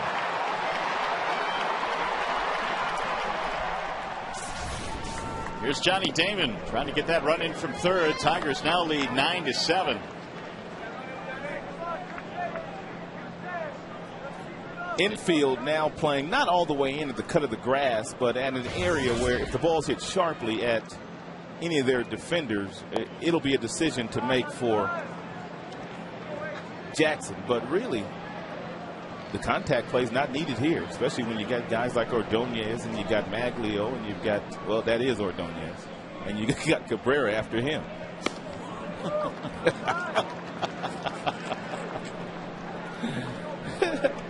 2 balls, 1 strike. There's Maglio and Ordonez. Yeah. You got Maglio and you got Ordonez. Tigers now, by the way, have 12 hits. It's been a long game already. It has been that. But back to that situation with that combination of Jackson and Santiago. Juan Samuel had Uehara throw over a couple of times. He thought the hit and run was on. He knows Jim Leyland very well from when he was a player. I'm talking about Samuel. When Samuel was starring in the National League for the Philadelphia Phillies, Jim Leyland was managing for the Pittsburgh Pirates. So he kind of knows what Jim likes to do on occasion. And therefore, Jackson got that 1-0 fastball right down the middle and drilled it. Well, it's a big run. It gives the Tigers a 2-run spread, a chance to get another in. That's knocked down by the shortstop as Turris, who stays with it nicely, and Damon unable to score the run. I assumed Jackson wasn't coming on contact, and he wasn't. And this is the reason why. You've got a career 300 hitter coming to the batter's box right now in Ordonez. Here's the Tigers in-game box score. Ordonez still looking for a hit here today on a day in which the Tigers have 12 already. He'll take a ribby, though. If he doesn't get a hit, he'll take a sac fly. Well, Maglio has knocked in 50. Cabrera, of course, leads the team with 71. Ordonez has walked and scored in this game. I wouldn't pitch to Cabrera under any circumstances here in this inning with a base open. Ground ball, base hit left field. Ordonez not only gets the RBI, but he gets a base hit. 13 Tigers hits and another run in to make it 10-7. When you have a guy that has a career .312 batting average coming into the season, when you pull the infield in, he becomes a .412 career hitter.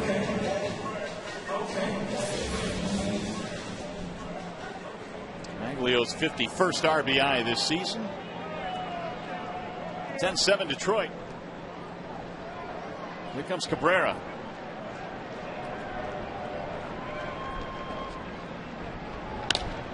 Drives one to left field. Patterson is right there, though, and it drops in his glove, and back to first base goes Ordonez. 2 outs. Let's bring up Bosch. Brennan without a hit today as well, but he's walked twice and scored twice.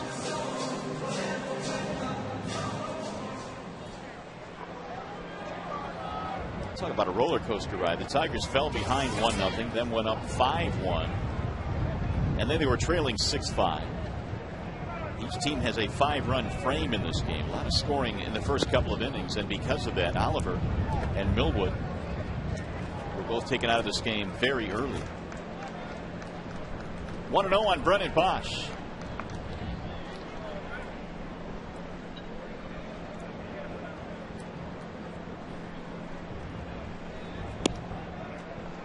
Two balls, no strikes. Brennan Bosch has not gotten really anything to hit today.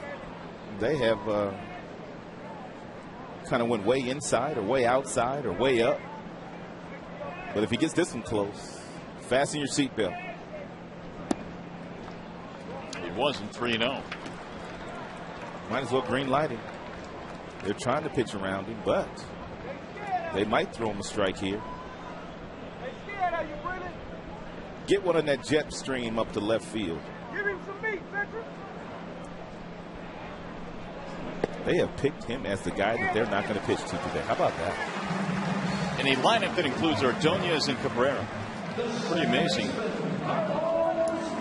Carlos Guillen coming up, and he's had a terrific day. Well, he's taking it personal, which is exactly the way that you want to do it as a professional athlete. If you can sense that they're kind of maneuvering around one guy to get to you, then all you can do is exactly what Guillen has done today. 3 for 3 with a double, 2 singles, and 3 ribbies. Carlos is probably hoping they continue to pitch around him. Sure. 7th man to bat in this inning. Ball 1.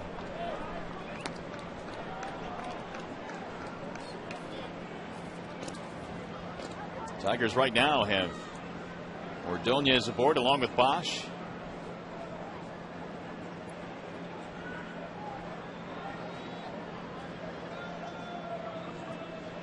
The 1-0 pitch is fouled away. 1 ball, 1 strike on Carlos Guillen. Came in over 350 against the Orioles. For whatever reason, he loves hitting Orioles pitching, and today 3 more hits for the Tigers second baseman.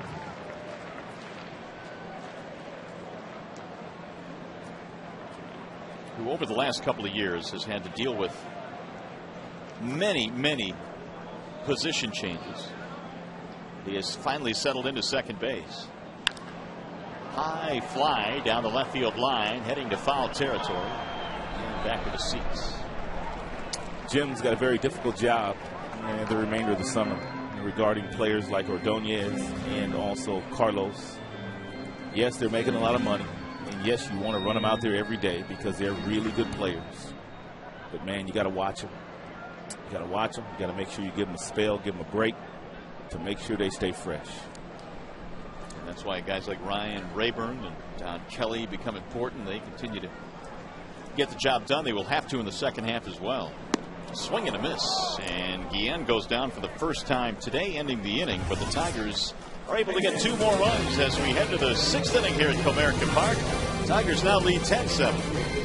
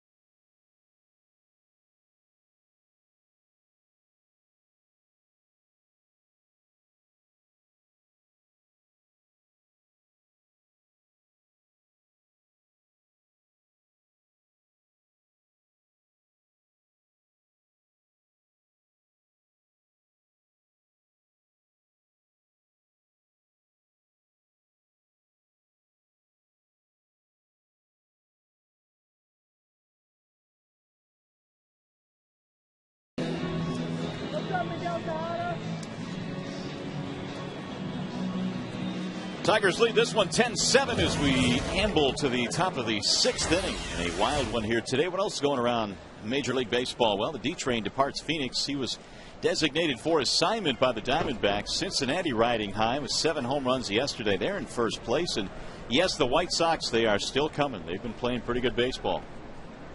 Some of the things happening around Major League Baseball, and those White Sox, well, you figure that after, would they rip off 11 in a row, something like that? 15 of maybe 16, but at least it was 15 to 17 for sure.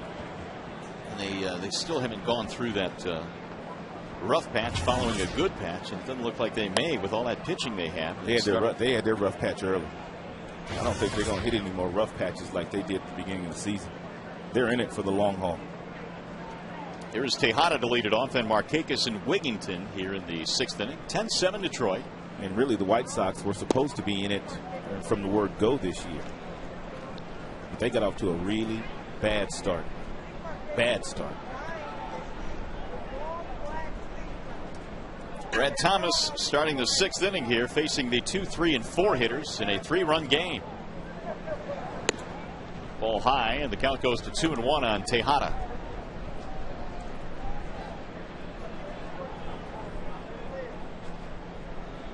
Question is on Dontrell Willis now. Will he get another opportunity? Well, it's a tough one, man. That is a tough one. Plagued by the same problems he had here in Detroit with all the walks. That's rolled to second base. Routine there for Guillen. One gone. Back to the studio we go. Game break time, and here's Trevor Thompson.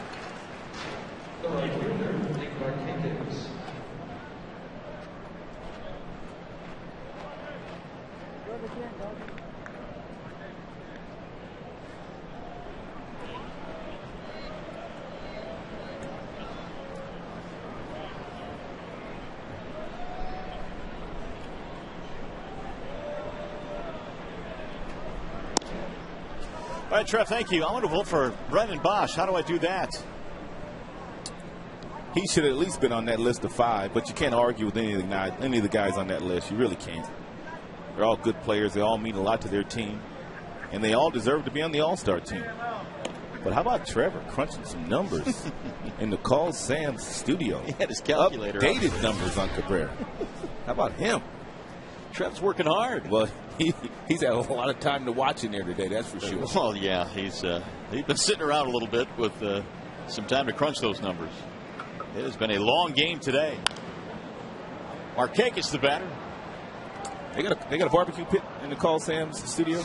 I don't think so. Because Trev probably got some stuff on the grill about right now. Barbecue pit.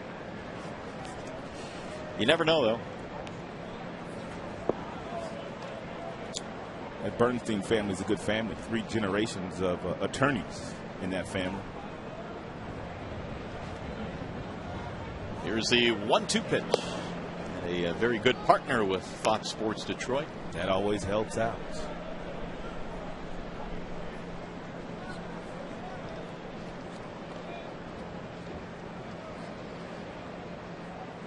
Two and 2 on Nick Markakis. No hits today from Markakis. A walk and a run scored, though.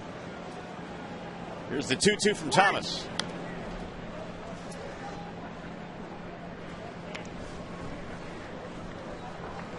Markakis last year reaching 100 RBIs for the 2nd time in his career. He had 101, and a couple of years ago he reached 100.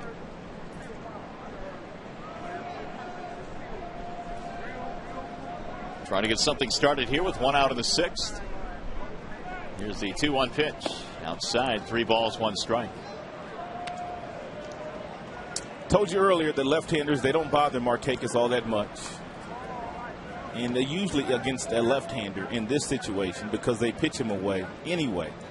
He just takes that base hit the other way.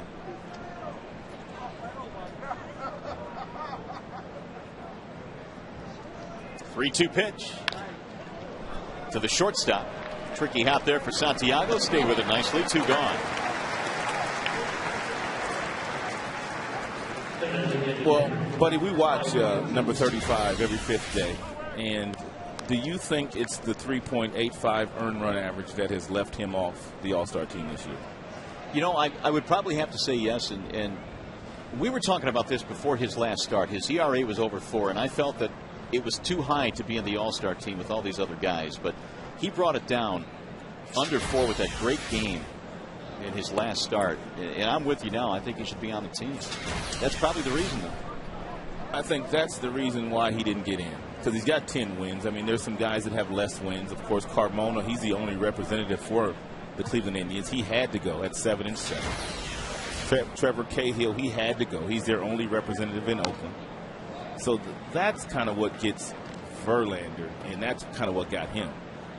Got off to a slow April once again, but he is clearly one of the best 15 pitchers in all of baseball. No doubt about that.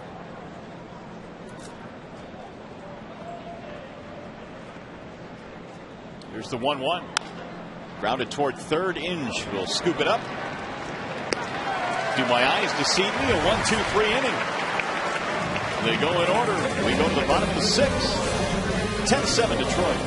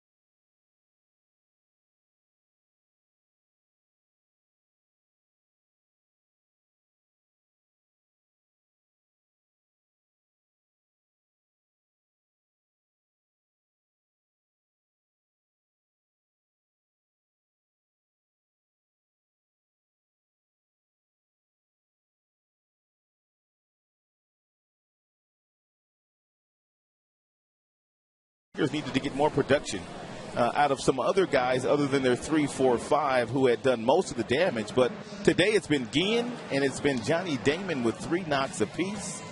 And that's a welcome sight because the other 3 guys couldn't carry the load all year long. Coors Light Freeze Cam is always brought to you by your Frost Brewed Coors Light. Johnny Damon, 2,499 hits. Uh-oh. Will he get it today? Might as well. Might as well do it on a 4-hit day. We have a new pitcher on now for the Orioles. Matt Albers will take over.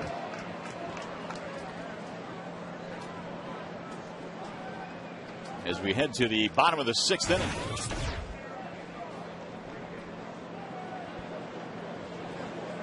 Brandon Inge leading it off. Swings on the first pitch. In the air to right. Markakis. 1 gone. Albers comes in with a 3-3 record. And 20 strikeouts and 20 walks.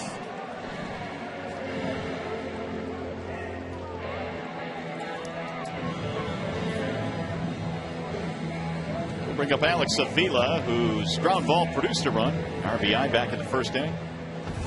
In fact, Alex is the only Tiger that has not reached base in this game.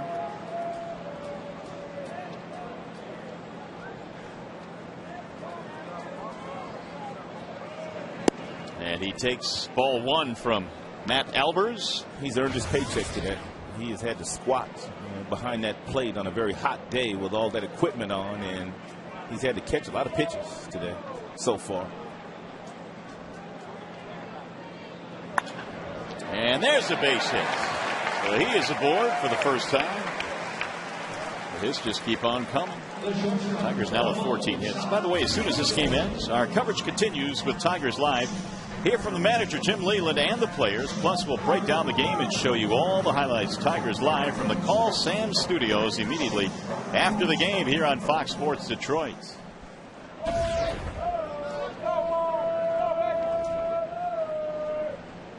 Here's Santiago. A bunt single for Ramon in his last at bat. In fact, he bunted the ball over the pitcher's head for a base hit.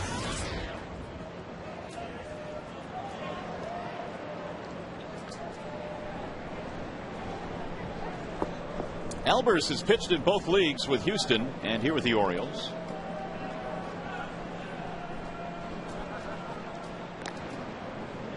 Avila gets back. In fact, Matt was born in Houston, Texas, lives in Sugar Land, Texas.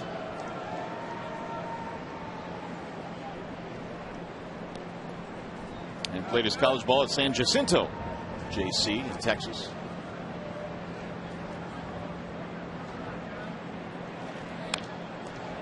Good rip by Santiago. 1 ball and 1 strike on Ramon. Kevin Millwood started this one. He threw 45 pitches in the first inning and was taken out of the game. Then Hendrickson, Uehara pitched, and now Albers.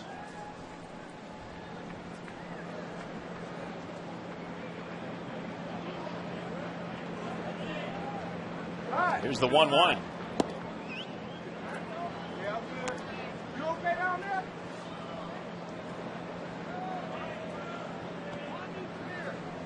I got you, Juan. It's on his way, baby. It's on his way.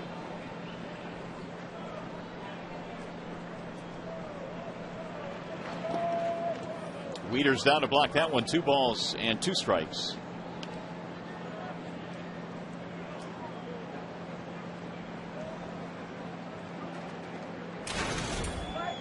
Tigers playing back-to-back day games. Of course, yesterday on the 4th of July and one here this afternoon. The other 2 games in this series will be played at night. And an off day Thursday before the Twins come a-calling. Here's the 2-2. Tomorrow at Scalaraga and Jake Arrieta.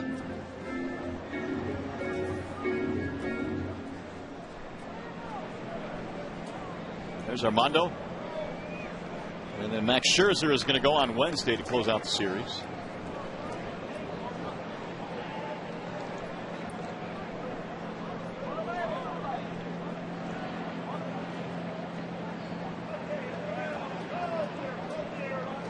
Swing and a miss, and Santiago is down on strikes.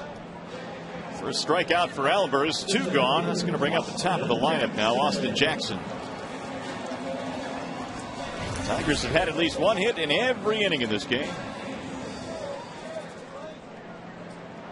And they have totaled up 14 so far.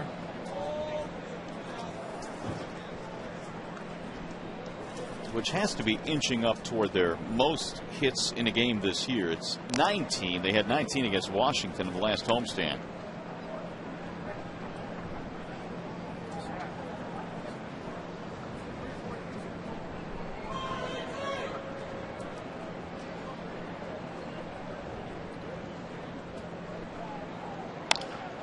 Shot to right field, base hit. Another hit for Jackson. Avila will get to third base, and the Tigers have him at the corners. A single to go with his triple. Austin Jackson has had some outstanding swings here today. Take a look at his hands here and how he pulls his hands inside his body. When you get your hands in this area, it allows you to get the barrel of the bat over the heart of the plate, and that allows you to drive the ball the other way. Most of those balls should be hit to left field, but you can see the concentration today. Firm lower half, which allows the bat to get through the strike zone in a very quick manner. And Jackson is just doing a real nice job today. That's why he's hitting 300. So here's Johnny Damon. He's spraying the ball all around the ballpark. When you get that many hits the opposite way, that's how you hit 300. 26 of them to right field for Jackson. 2 today.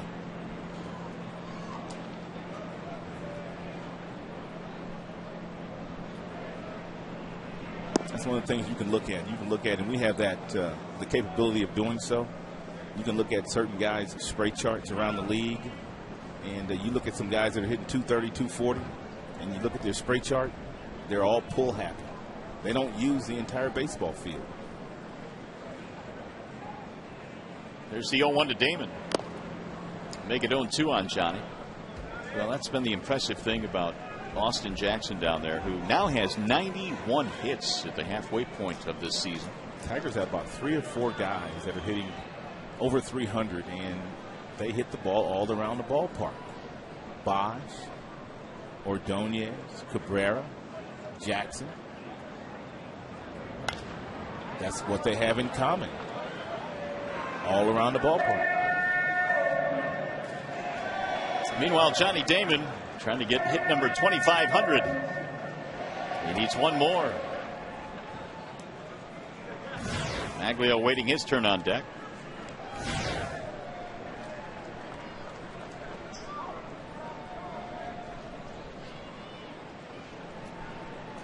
Here's the 0-2.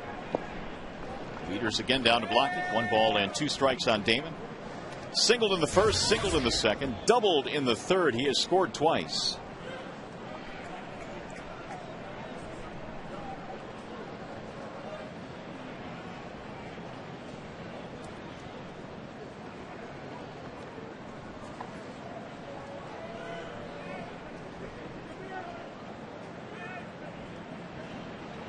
Here's the 1-2. Popped him up, shallow center field. And Jones will come in to make the catch. Tigers leave a pair. We go to the 7th. 10-7.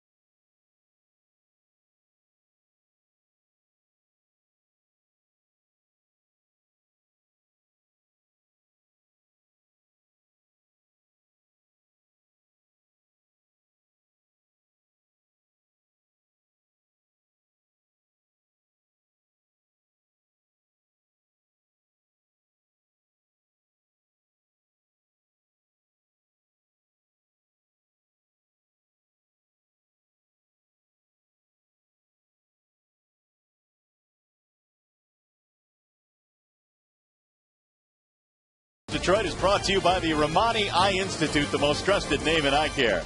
AT&T, find out what's possible with the nation's fastest 3G network. AT&T, rethink possible. And by Hot and Lean Pockets. Enjoy whenever, wherever.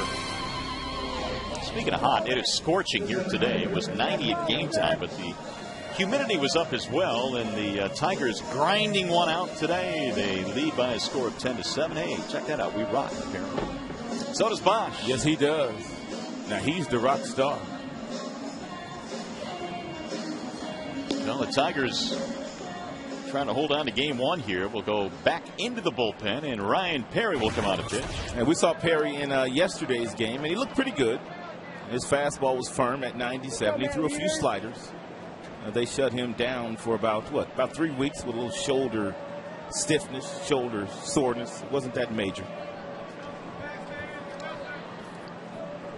So Perry in this inning, which is the 7th, by the way, will face Jones, Wieters, and Fox.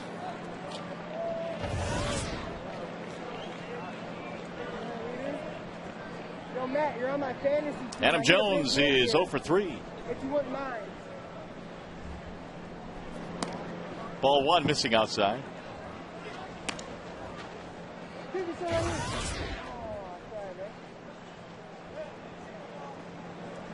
Adam Jones lined out at his last at bat.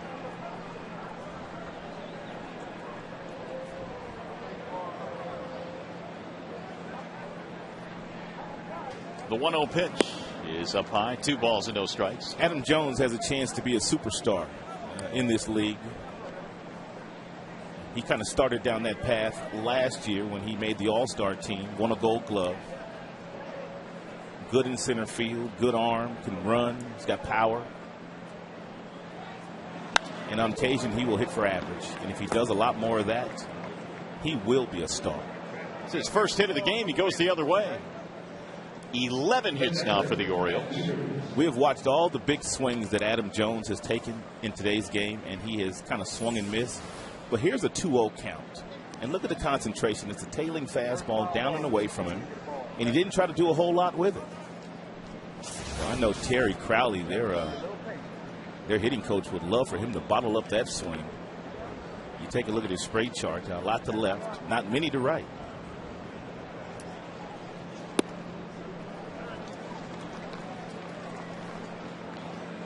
He has been a hitting coach for a long, long time in Baltimore. A couple of different stints, as a matter of fact. I believe he was a hitting coach back in the Cal Ripken days.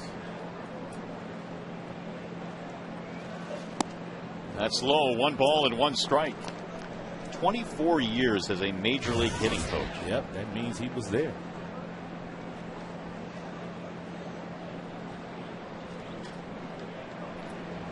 Matt Wieters in this one had a single in his last at bat.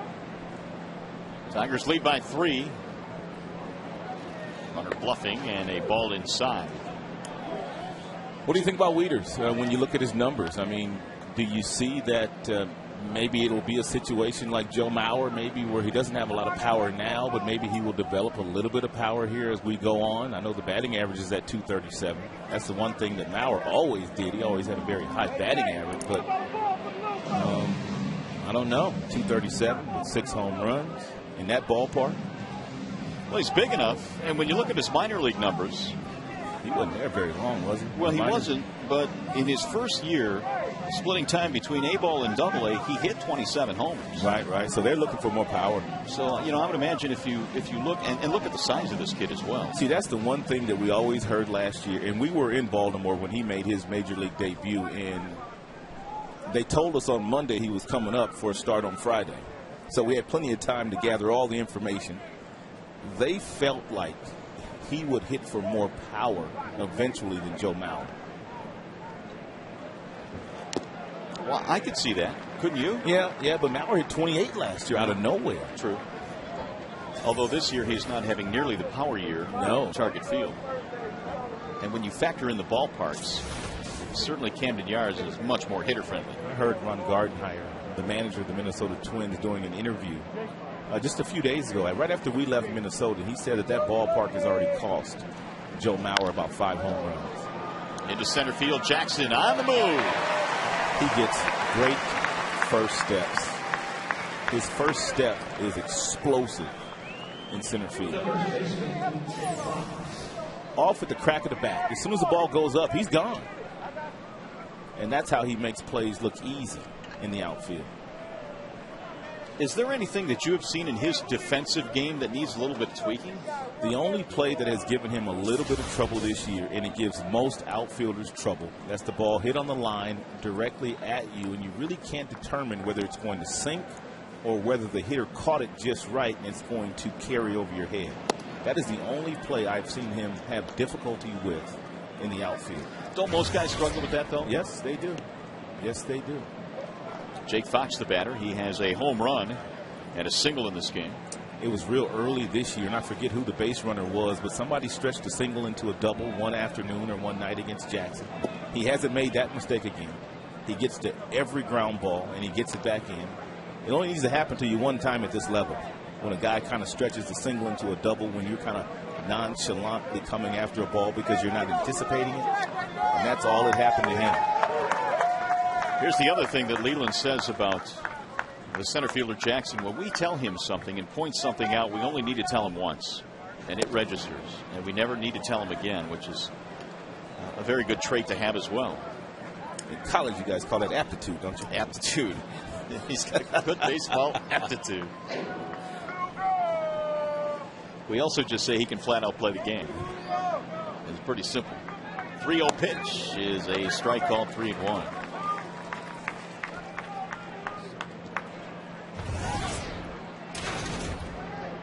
And Comcast is telling us that Perry has touched 96, and he's thrown a slider or two at 86. That's a 10-mile differential, which is pretty good. The runner goes, and it's hit in the air, center field. This time Jackson to his left. Jones retreats. 2 gone. Fox is out. Going to bring up Lugo.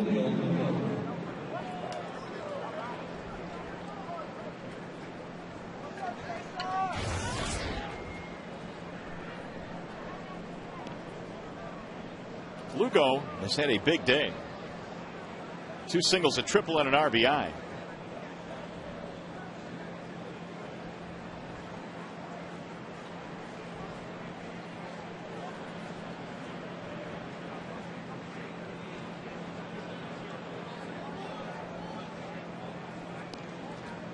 .26 hits between the two teams, and 15 of those belong to the Tigers. 5 Tigers, as a matter of fact, today have multi-hit games. Guillen and Damon have each had 3 hits. Ball 1. Well, there's no doubt now with the loss of Joel Zumaya that Ryan Perry's role is going to become extremely critical down here in the stretch. Taking over one of those setup innings, whether it's the 7th or the 8th. And what Phil Koch has done has really been outstanding as well for this team. So Jim Leyland still has plenty of options at the back end of his bullpen, guys that have delivered this year. And the way that Jim is looking like he's going to set it up today is the next time the left-handers, and that would be the leadoff hitter Patterson and Markakis come around. If they come around, one will for sure. He's going to have Koch ready for those guys. Ooh, nice pitch. And that's the advantage that you have if you're Jim by having 3 left-handers in your bullpen. You can match up against left-handers from the 6th inning on if you need to do so.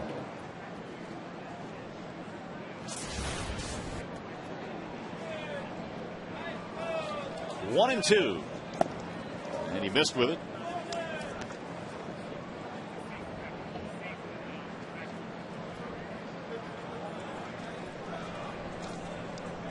Tigers bullpen still has a very good ERA of 3.30 coming in.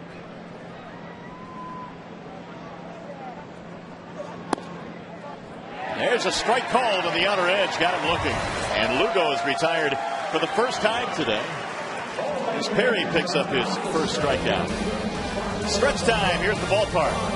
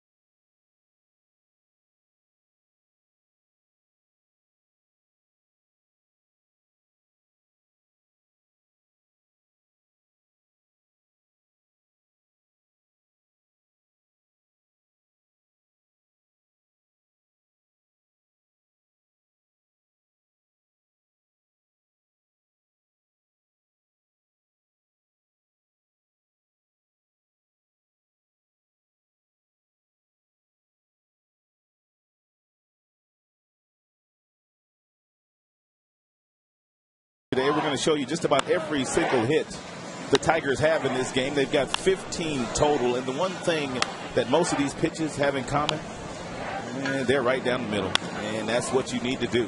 When you're getting hanging breaking balls and you're getting fastballs that are hanging, you need to make the other team pay for that, and the Tigers have done that to the tune of 10 runs, 15 hits today.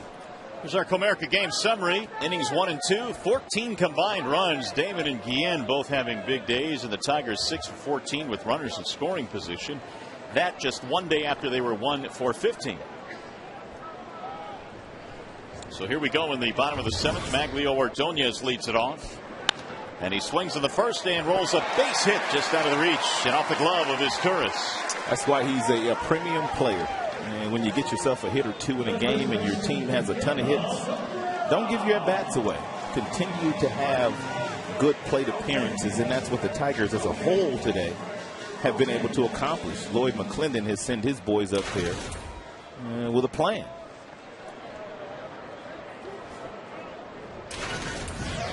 Make it 6 Tigers now with multiple hit games today. 6 Tigers, 6 of the 9.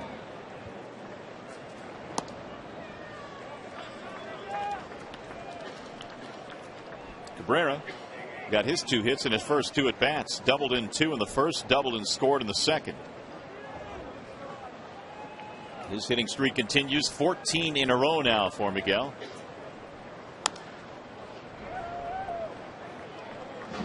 That's a real nice sinker there. His first pitch to Cabrera was 90 miles an hour, and I thought it was a slider, but it had to be a cutter at that velocity. And then he comes back with 93 to sink it in at his shoe tops.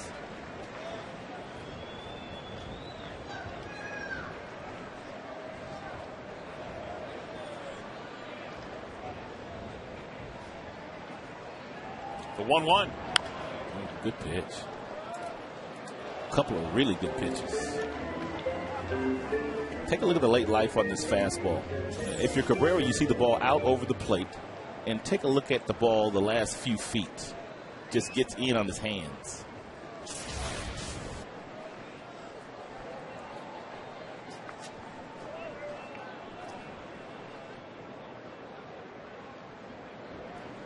Here's the 1-2.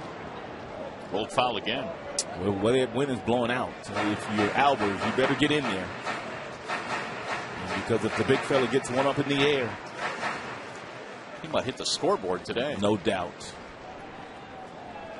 And he doesn't hit many to straightaway left field. Most of his damage is straightaway center field, right field. But you don't miss in there if you're going to keep going in there.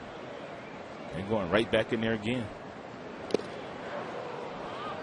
And Cabrera with a big swing and a miss. He's out of there. He pitched him tough. Give credit where credit is due. Hey fans, visit the official online shop of the Tigers at Tigers.com. Browse the largest selection of all official gear, including the latest apparel. Get your gear from the official source at the Tigers.com shop. Accept no substitutes. You know, I've been reading this card for like 2 years now. And I'm continuing to read what I'm not seeing because I had it memorized, basically. Well, you know what happened? They changed the wording on it. I know. And I read it the other night going, this is not the same card we've read for the last 2 years.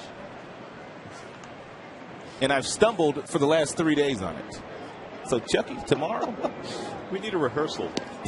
Give it to Mario. Yeah, I'll take it tomorrow. Let me stumble over it. 2-0 on Brennan Bosch. And you know you've been doing this for a while when you can make fun of yourself. Absolutely, you've got to. Because some days it just doesn't flow all that well when you're talking for 3 hours. Yeah, or in today's case, 5.5 hours. Here's the 2-0. It's outside. 3 balls, no strikes. So Bosch has walked 3 times. He has not had a hit today. In fact, the only Tiger without one, but he's 1 pitch away from walking for the 4th time. And it will be the first time that he's ever walked 4 times in a game. This is respect. This is why he should be in the All-Star game. How about that? 4 base on balls for Brennan Bosch. But I don't know what's more impressive, the fact that they are walking him and pitching around him, or Brennan is showing us the kind of maturation that he's not going to force the issue here today. You know, both very impressive that he already is getting that respect, but you're right. He's not expanding the strike zone and getting himself out. Juan Samuel coming out. Here's Brendan Bosch's numbers this year, 345 with 12 and 46 driven in. And you could see the two starters in Suzuki and Crawford, their numbers, at least the RBIs and the home runs, don't compare to Bosch's. Hamilton, he's having a great year. I'm not saying he should start in front of those two, but boy, he should have been given at least one of those attempts to the five vote at least. Agreed. But you know what? Again, like we said earlier, we do this every year, and we'll probably continue to do it every year. Somebody's going to get snubbed. More than one actually will get snubbed. And this year, Brendan Bosch had a beef. But oh well. Here are the reserves. It includes, of course, Miguel Cabrera. Yep. You've got Torrey Hunter in center field. You have also Bautista, who's having an outstanding year in Toronto. Vernon Wells, nice bounce back year for him. How about John Buck? The numbers he's put up since leaving the Kansas City Royals. Andrus, A-Rod. Kudos to David Ortiz as well. You know, I didn't realize what kind of year Buck was having, and I thought for sure he couldn't be having that great of a year. But 13 homers, 40 RBIs. Yep. He's having a nice season. New pitcher is on now for the Orioles, and that would be David Hernandez. I think he made his major league debut against us, or at least one of his first couple of starts against us last year. He was a starter then. He comes in 3-6 this year with a 4.53 earned run average, 33 walks in 55 2/3 innings. Oh, by the way, as our holiday weekend wraps up, a reminder about a way to remember Tigers fans you may know who are among the troops serving and defending our country. You can order them a copy of Operation Opening Day, a free DVD of this year's home opener at Comerica Park. If you'd like more details, visit tigers.com/Operation Opening Day and take advantage of that free opportunity to send opening day to maybe a family member, a friend who is serving in the U.S. Armed Forces. It's been a great holiday weekend here. We hope it's been a great one for you and a safe one as well. Here's Guillen now with 2 men on, only 1 out. 3 RBIs today, 3 hits for Carlos. Ball high. Hernandez did start the season in their rotation, but after going 1-5 with a 5.31 earned run average in his first 8 starts, his role changed.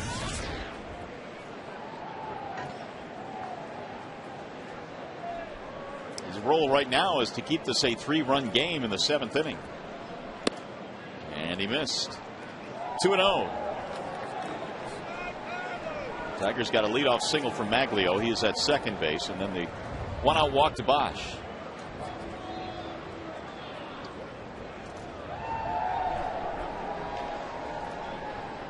Big 2-0 pitch coming here.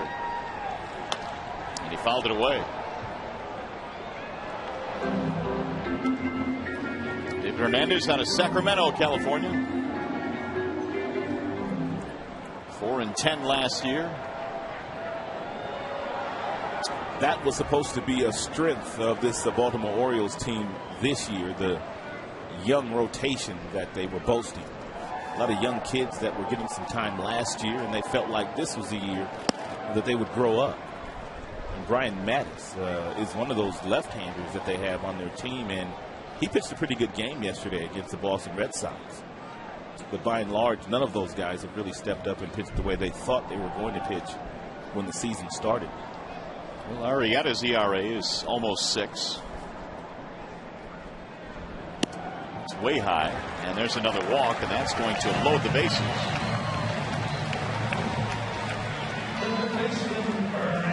A frustrating day for both managers, really. Maybe a little bit more frustrating for Juan Samuel. Well, the Tigers have a chance to really pad their lead now as Inge strolls in. He is a .314 hitter career with the bases loaded.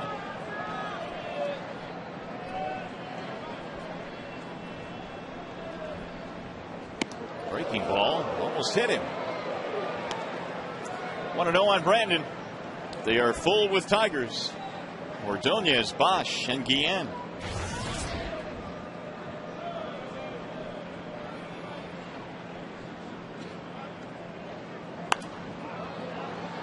They'll get back into the seats. 1-1.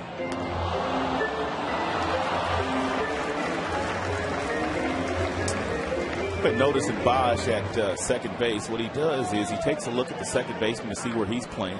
He'll look at the shortstop to see how much room he can get from the shortstop. And we've talked about the fact this guy gets good jumps off second base. The reason for that is he knows where they're playing. He's gone. Look at him. There's the base hit. He's going to come around to score. Tigers get at least 2 runs in on the single by Inge, and now he's going to go to second, and he is safe at second base. What a slide by Brandon. The throw beat him, but Inge, the inside part of the bag, is able to get in there. It's a 4 RBI day for Brandon Inge.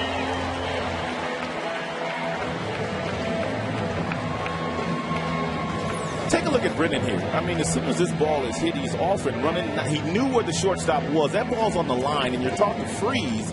But because he took a look to see exactly where Wilson was playing, he was able to get himself in a really good jump. It's Turris, not Wilson. Look at the slide here. Oh, what a slide. What a slide. He should have been out. What a slide.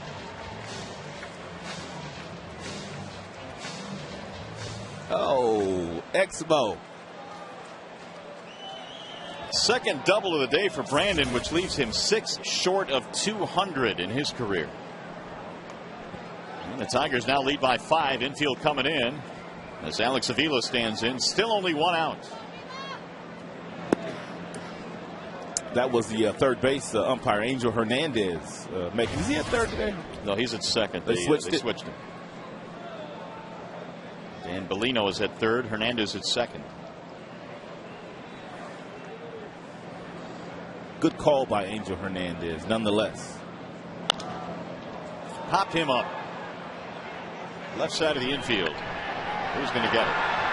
Ooh, 3 guys are there, and Patterson makes the basket catch.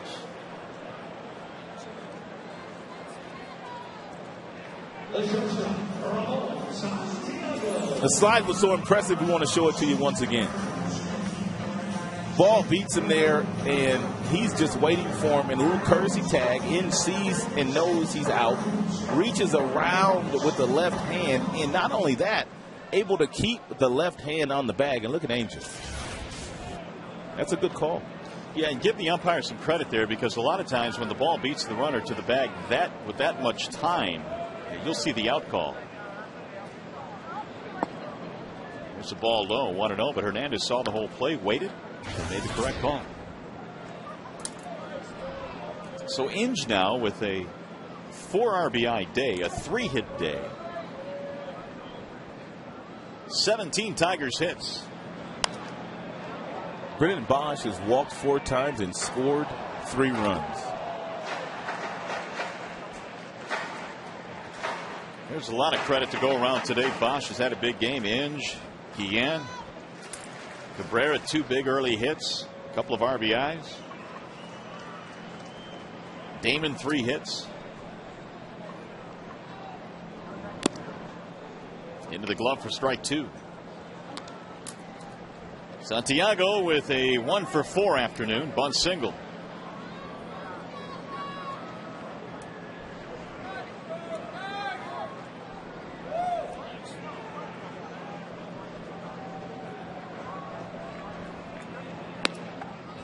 Two and two.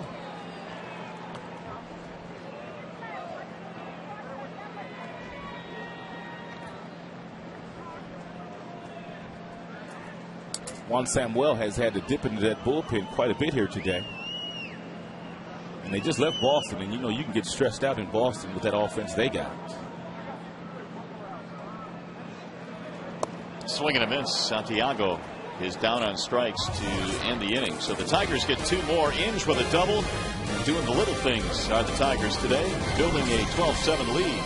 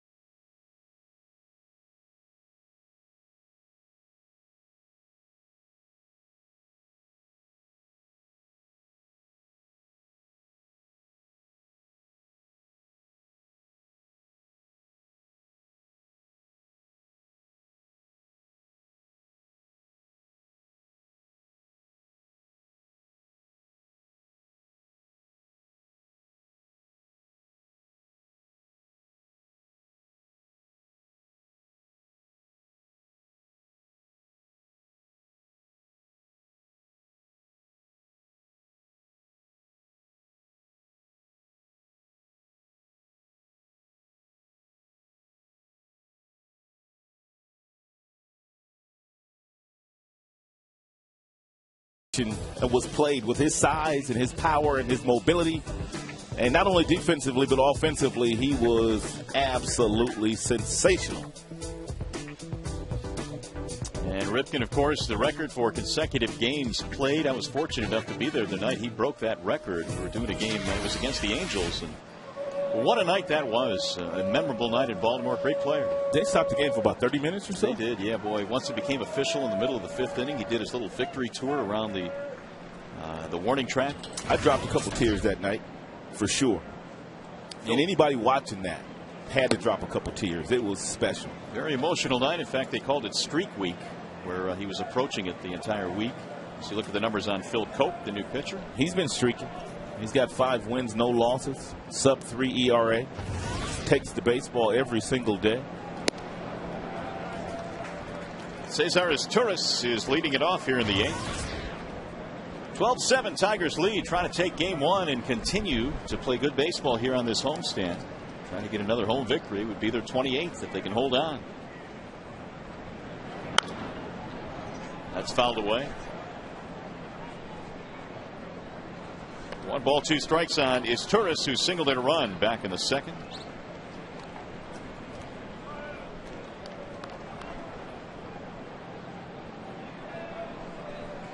Cesar now 7 for his last 13. He has been one of their hotter hitters.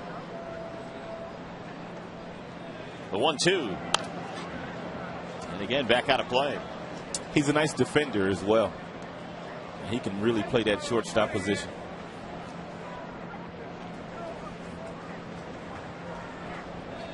Patterson and Tejada to follow here in the 8th. Tigers have made 1 change, and that's Don Kelly. He's in left field now. Bosch moves to right. Maglio take the rest of the day off. Ball outside, 2-2.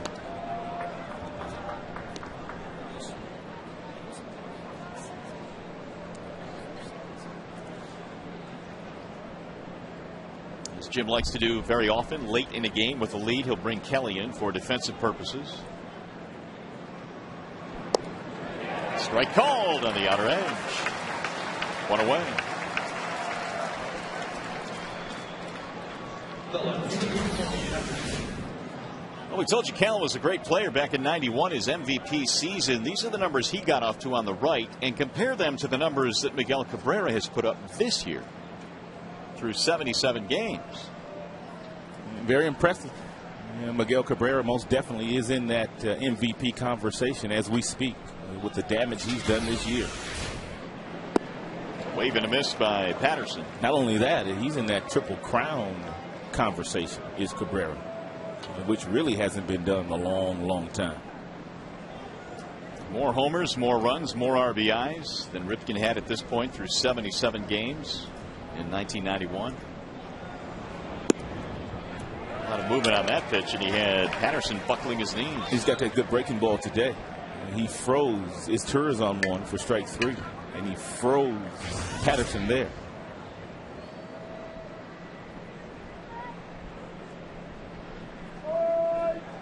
Here's the 0-2.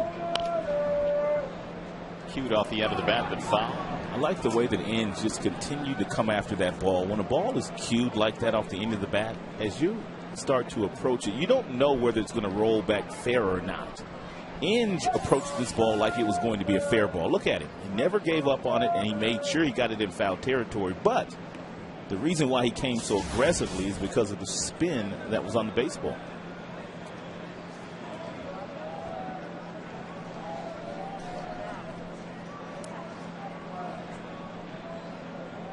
He's chopping it up pretty good there with Gary Allenson, third base coach. Swing and a miss. He chased out of the zone, and another strikeout for Cope. 2 up, 2 down. High cheese.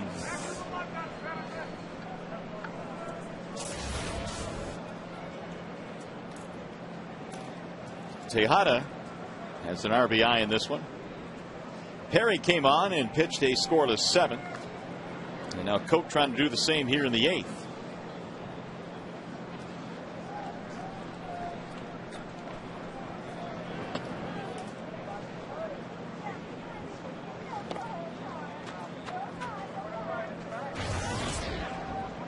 1 for 4 today for Tejada. 279 average for the year.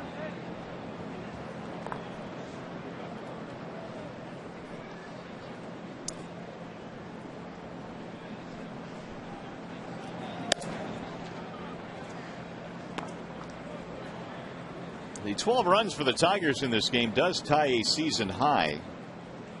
Did it June 3rd against Cleveland.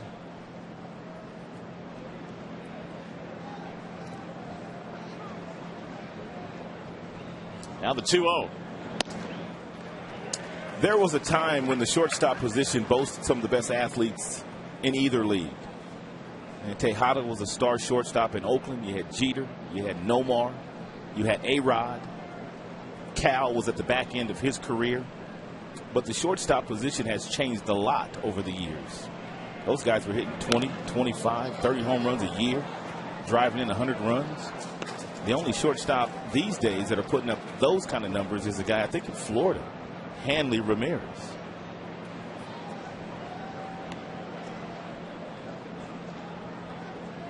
It's funny how the game goes in cycles. Pitching dominates at certain times, then the offense, certain positions as well. You really weren't getting a whole lot of your shortstops, or out of your shortstops offensively in the 70s. That's in the air to shallow right center field. Guillen going back, and he'll run it down. Let's play by Carlos in a 1-2-3 inning as we go to the bottom of the 8th. We remind you, Tigers baseball is presented by BAL AT DET.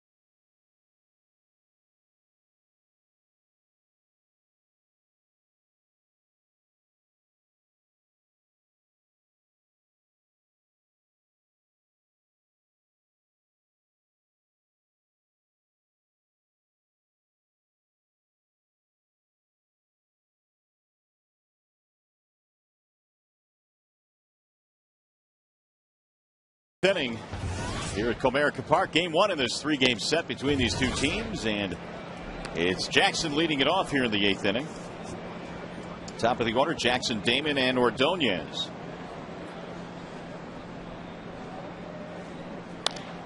Hammered foul back out of play. No balls, 2 strikes. Going to be a 6-at-bat day for Austin Jackson, who has 2 hits. It looks like everything that he is trying to hit today, he's trying to hit the other way to right field. He's been successful on 2 occasions.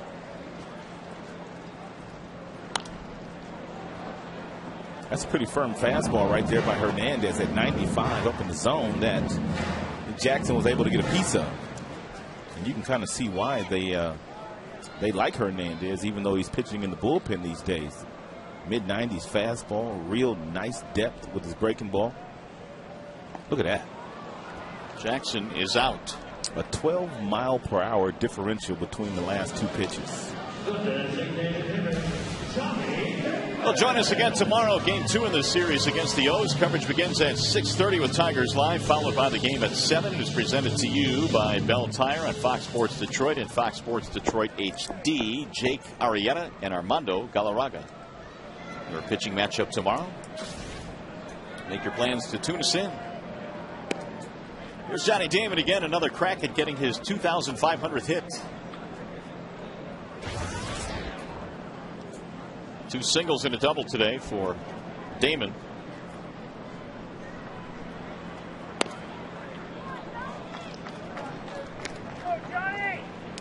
2-0 on Johnny. 17 Detroit hits in this game and 12 runs.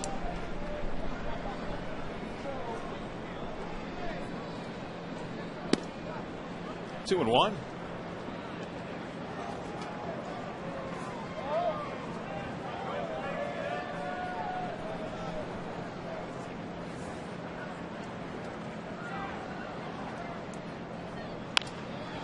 Sliced to third, dropped by Tejada, and no play. Let's see how they score this. He don't want that for 2,500. Tejada got to the ball, but couldn't handle it cleanly. It should be an error.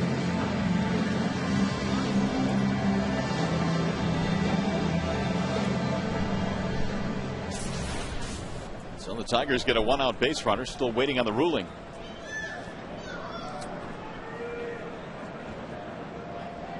Error or number 2,500? It is an E5. Thank you. First error of the game for the Orioles.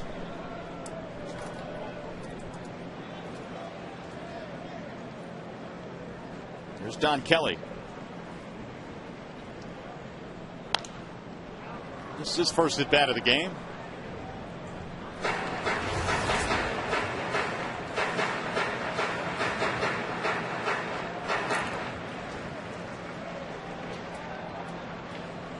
Kelly at 221.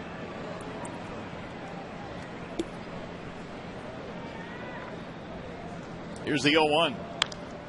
Make it 0-2 now on Don. Orioles now have committed 15 errors in their last 14 games.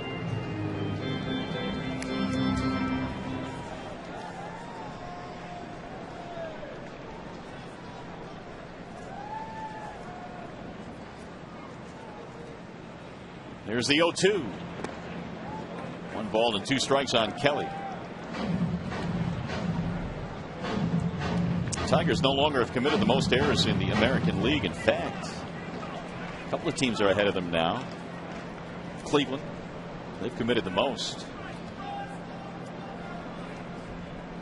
Angels uncharacteristically not playing very good defense either. That is rifled foul down the right field line.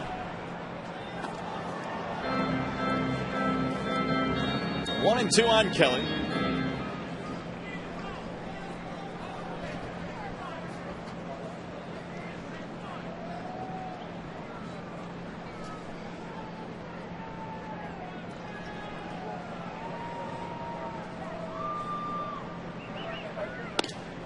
Make it 2-2.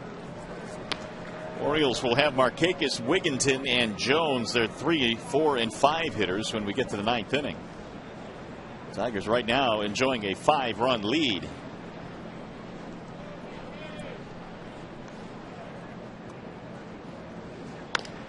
Pull down the right field line, but foul.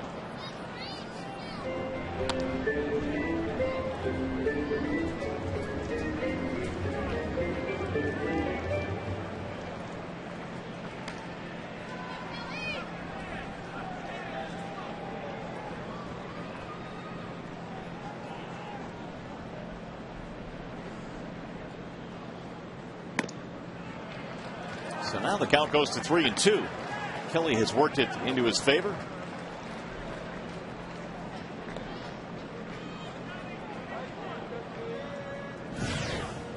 Orioles today have used 5 pitchers. Swing and a miss. Kelly is out of there. 3rd strikeout for Hernandez is coming on. Hey fans, this Thursday, join Carlos Guillen and teammates for Keeping Kids in the Game, an exclusive fundraiser at Comerica Park. Enjoy mingling with Tigers players, a private fireworks show, and more. For tickets, call 313-471-2113 or visit tigers.com. BAL@DET.com. It's a nice gesture by Carlos Guillen, giving up his time and his money, and even his teammates will help him out as well.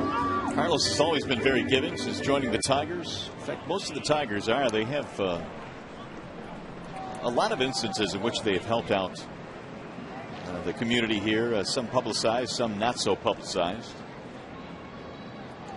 The 0-1 is hit high in the air, left center field and way back. Jones is going to go to the warning track. The wind stopped blowing.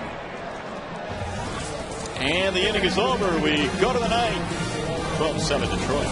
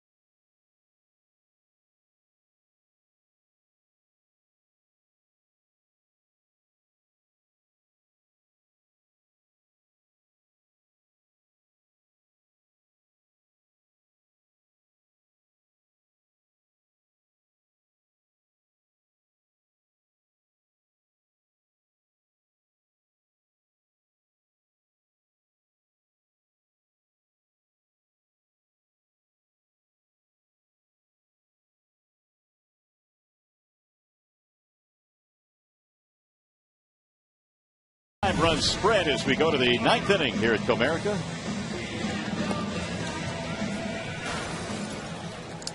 Our cold, hard blast, courtesy of Coors Light today, courtesy of Augustin Jackson.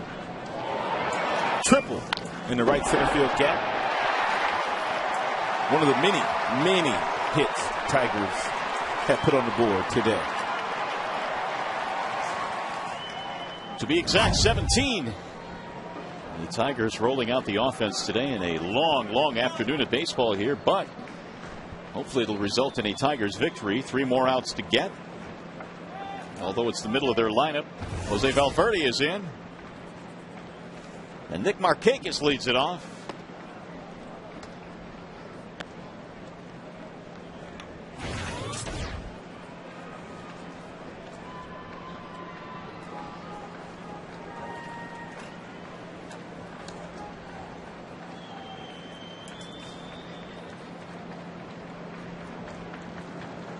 Way outside, 2 balls, no strikes.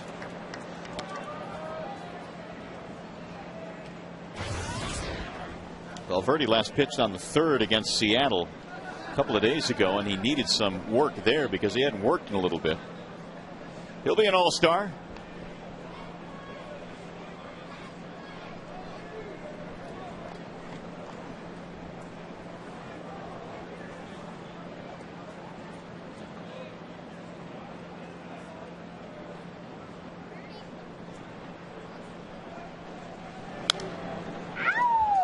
Two and one on Nick Markakis. Hitless this afternoon. He does have a walk and a run scored.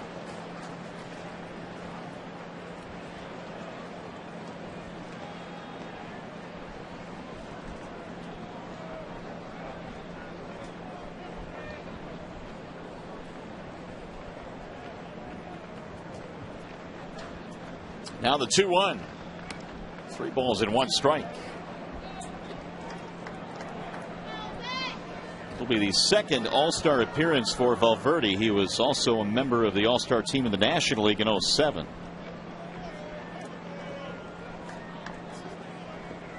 His 0.51 ERA leads American League relievers. What a first half.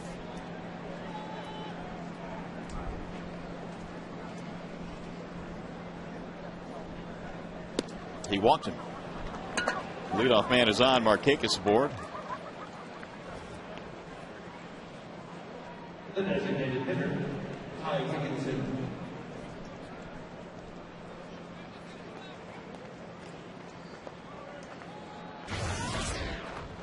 Here's Wigginton. Doubled in a run back in the second.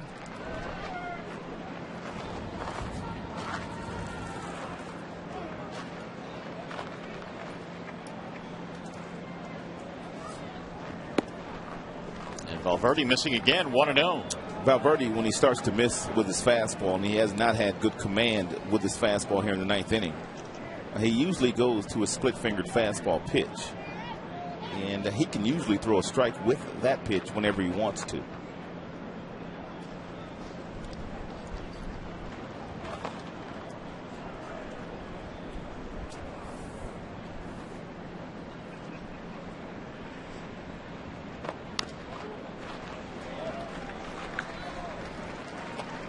One and one on Wigginton.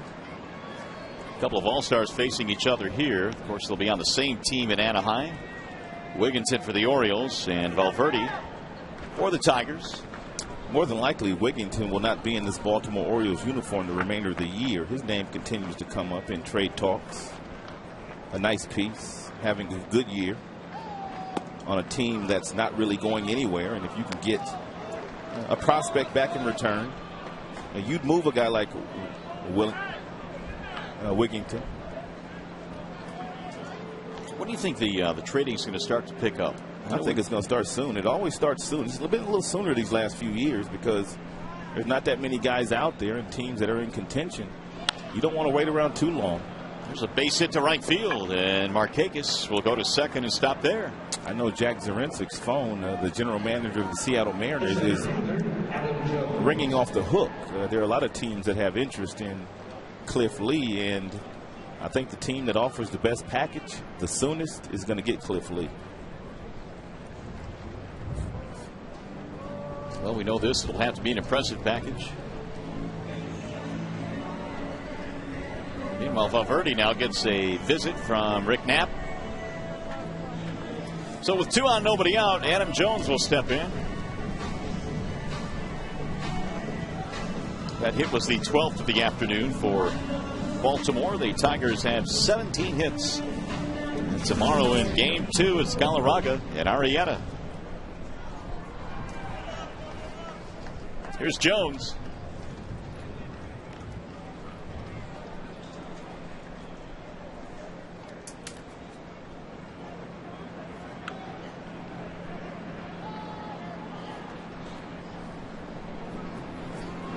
Bouncing ball hit to the right side. Guillen has one play, and that's to get Jones. The runners advance.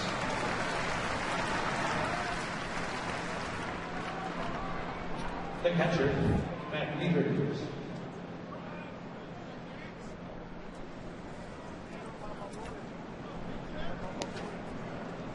Here comes Wieters now with 1 out.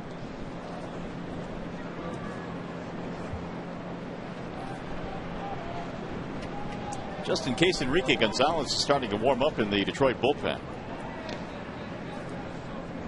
Here's Wieters. 1 for 4 today. And he rolls it foul, 0-1.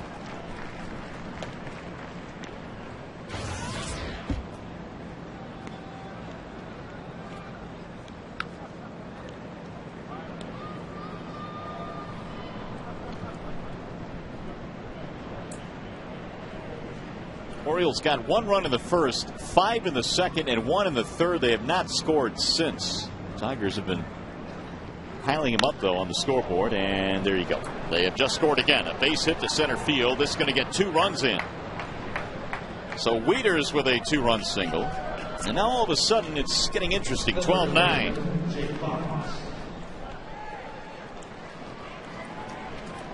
And the last time Valverde allowed 2 runs in an inning was. He's only been scored upon in 2 of his outings this entire year.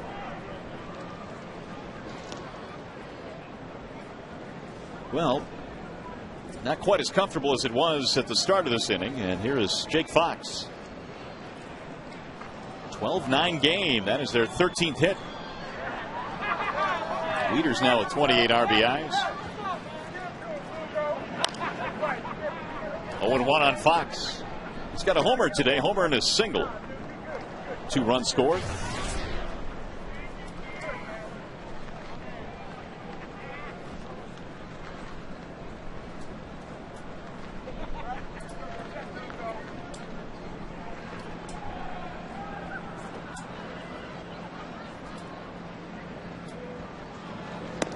Way inside. 1 ball, 1 strike.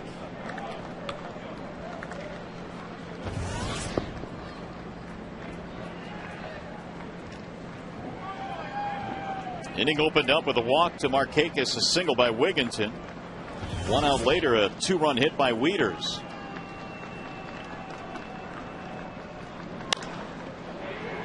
To center field. And it's going to drop right in front of the right fielder, Bosch. Jackson started back on that ball and then couldn't recover it and dropped in front of the right fielder, Bosch. And now it's really getting interesting.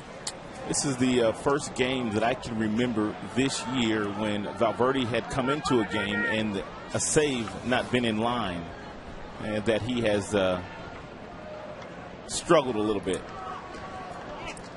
It really hasn't mattered whether it's been a save situation or a non-save situation. He's just gone about his business in a real workman-like fashion. So all of a sudden now the tying run will come to the plate here in a 3-run game. Scott Moore will pinch hit. Lugo will not bat. Moore, a one-time high draft choice of the Detroit Tigers. Good thing Luke Scott not available. Oh, that is true. Moore was a first-round pick of the Tigers in 2002. And he takes strike 1. Played a couple of years in the Tigers organization and then was dealt to the Chicago Cubs.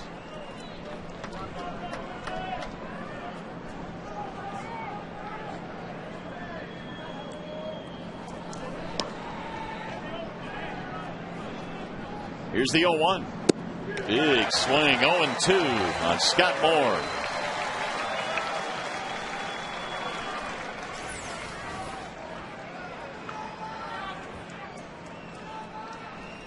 These two teams have combined for 31 hits.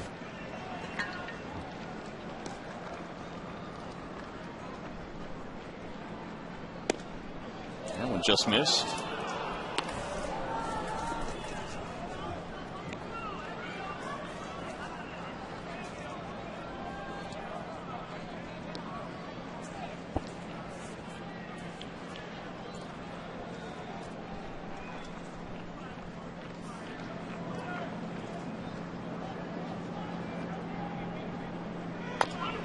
Bouncing ball, first base side, right at the bag. And Cabrera tags it for the out, advance the runners. 2 gone now. It's going to bring up his Turris.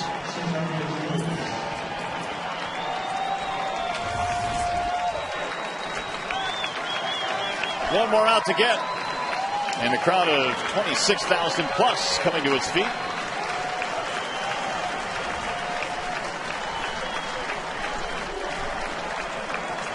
His Turris an RBI single in this game.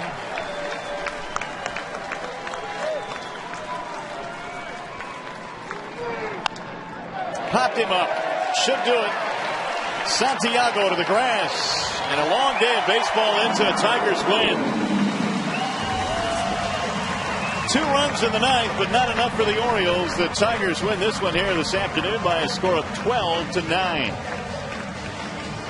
It was a day featuring 31 hits this afternoon, and the skipper happy that his team comes away with a victory. We'll be back with a whole lot more from Comerica Park. 12-9 Tigers win today.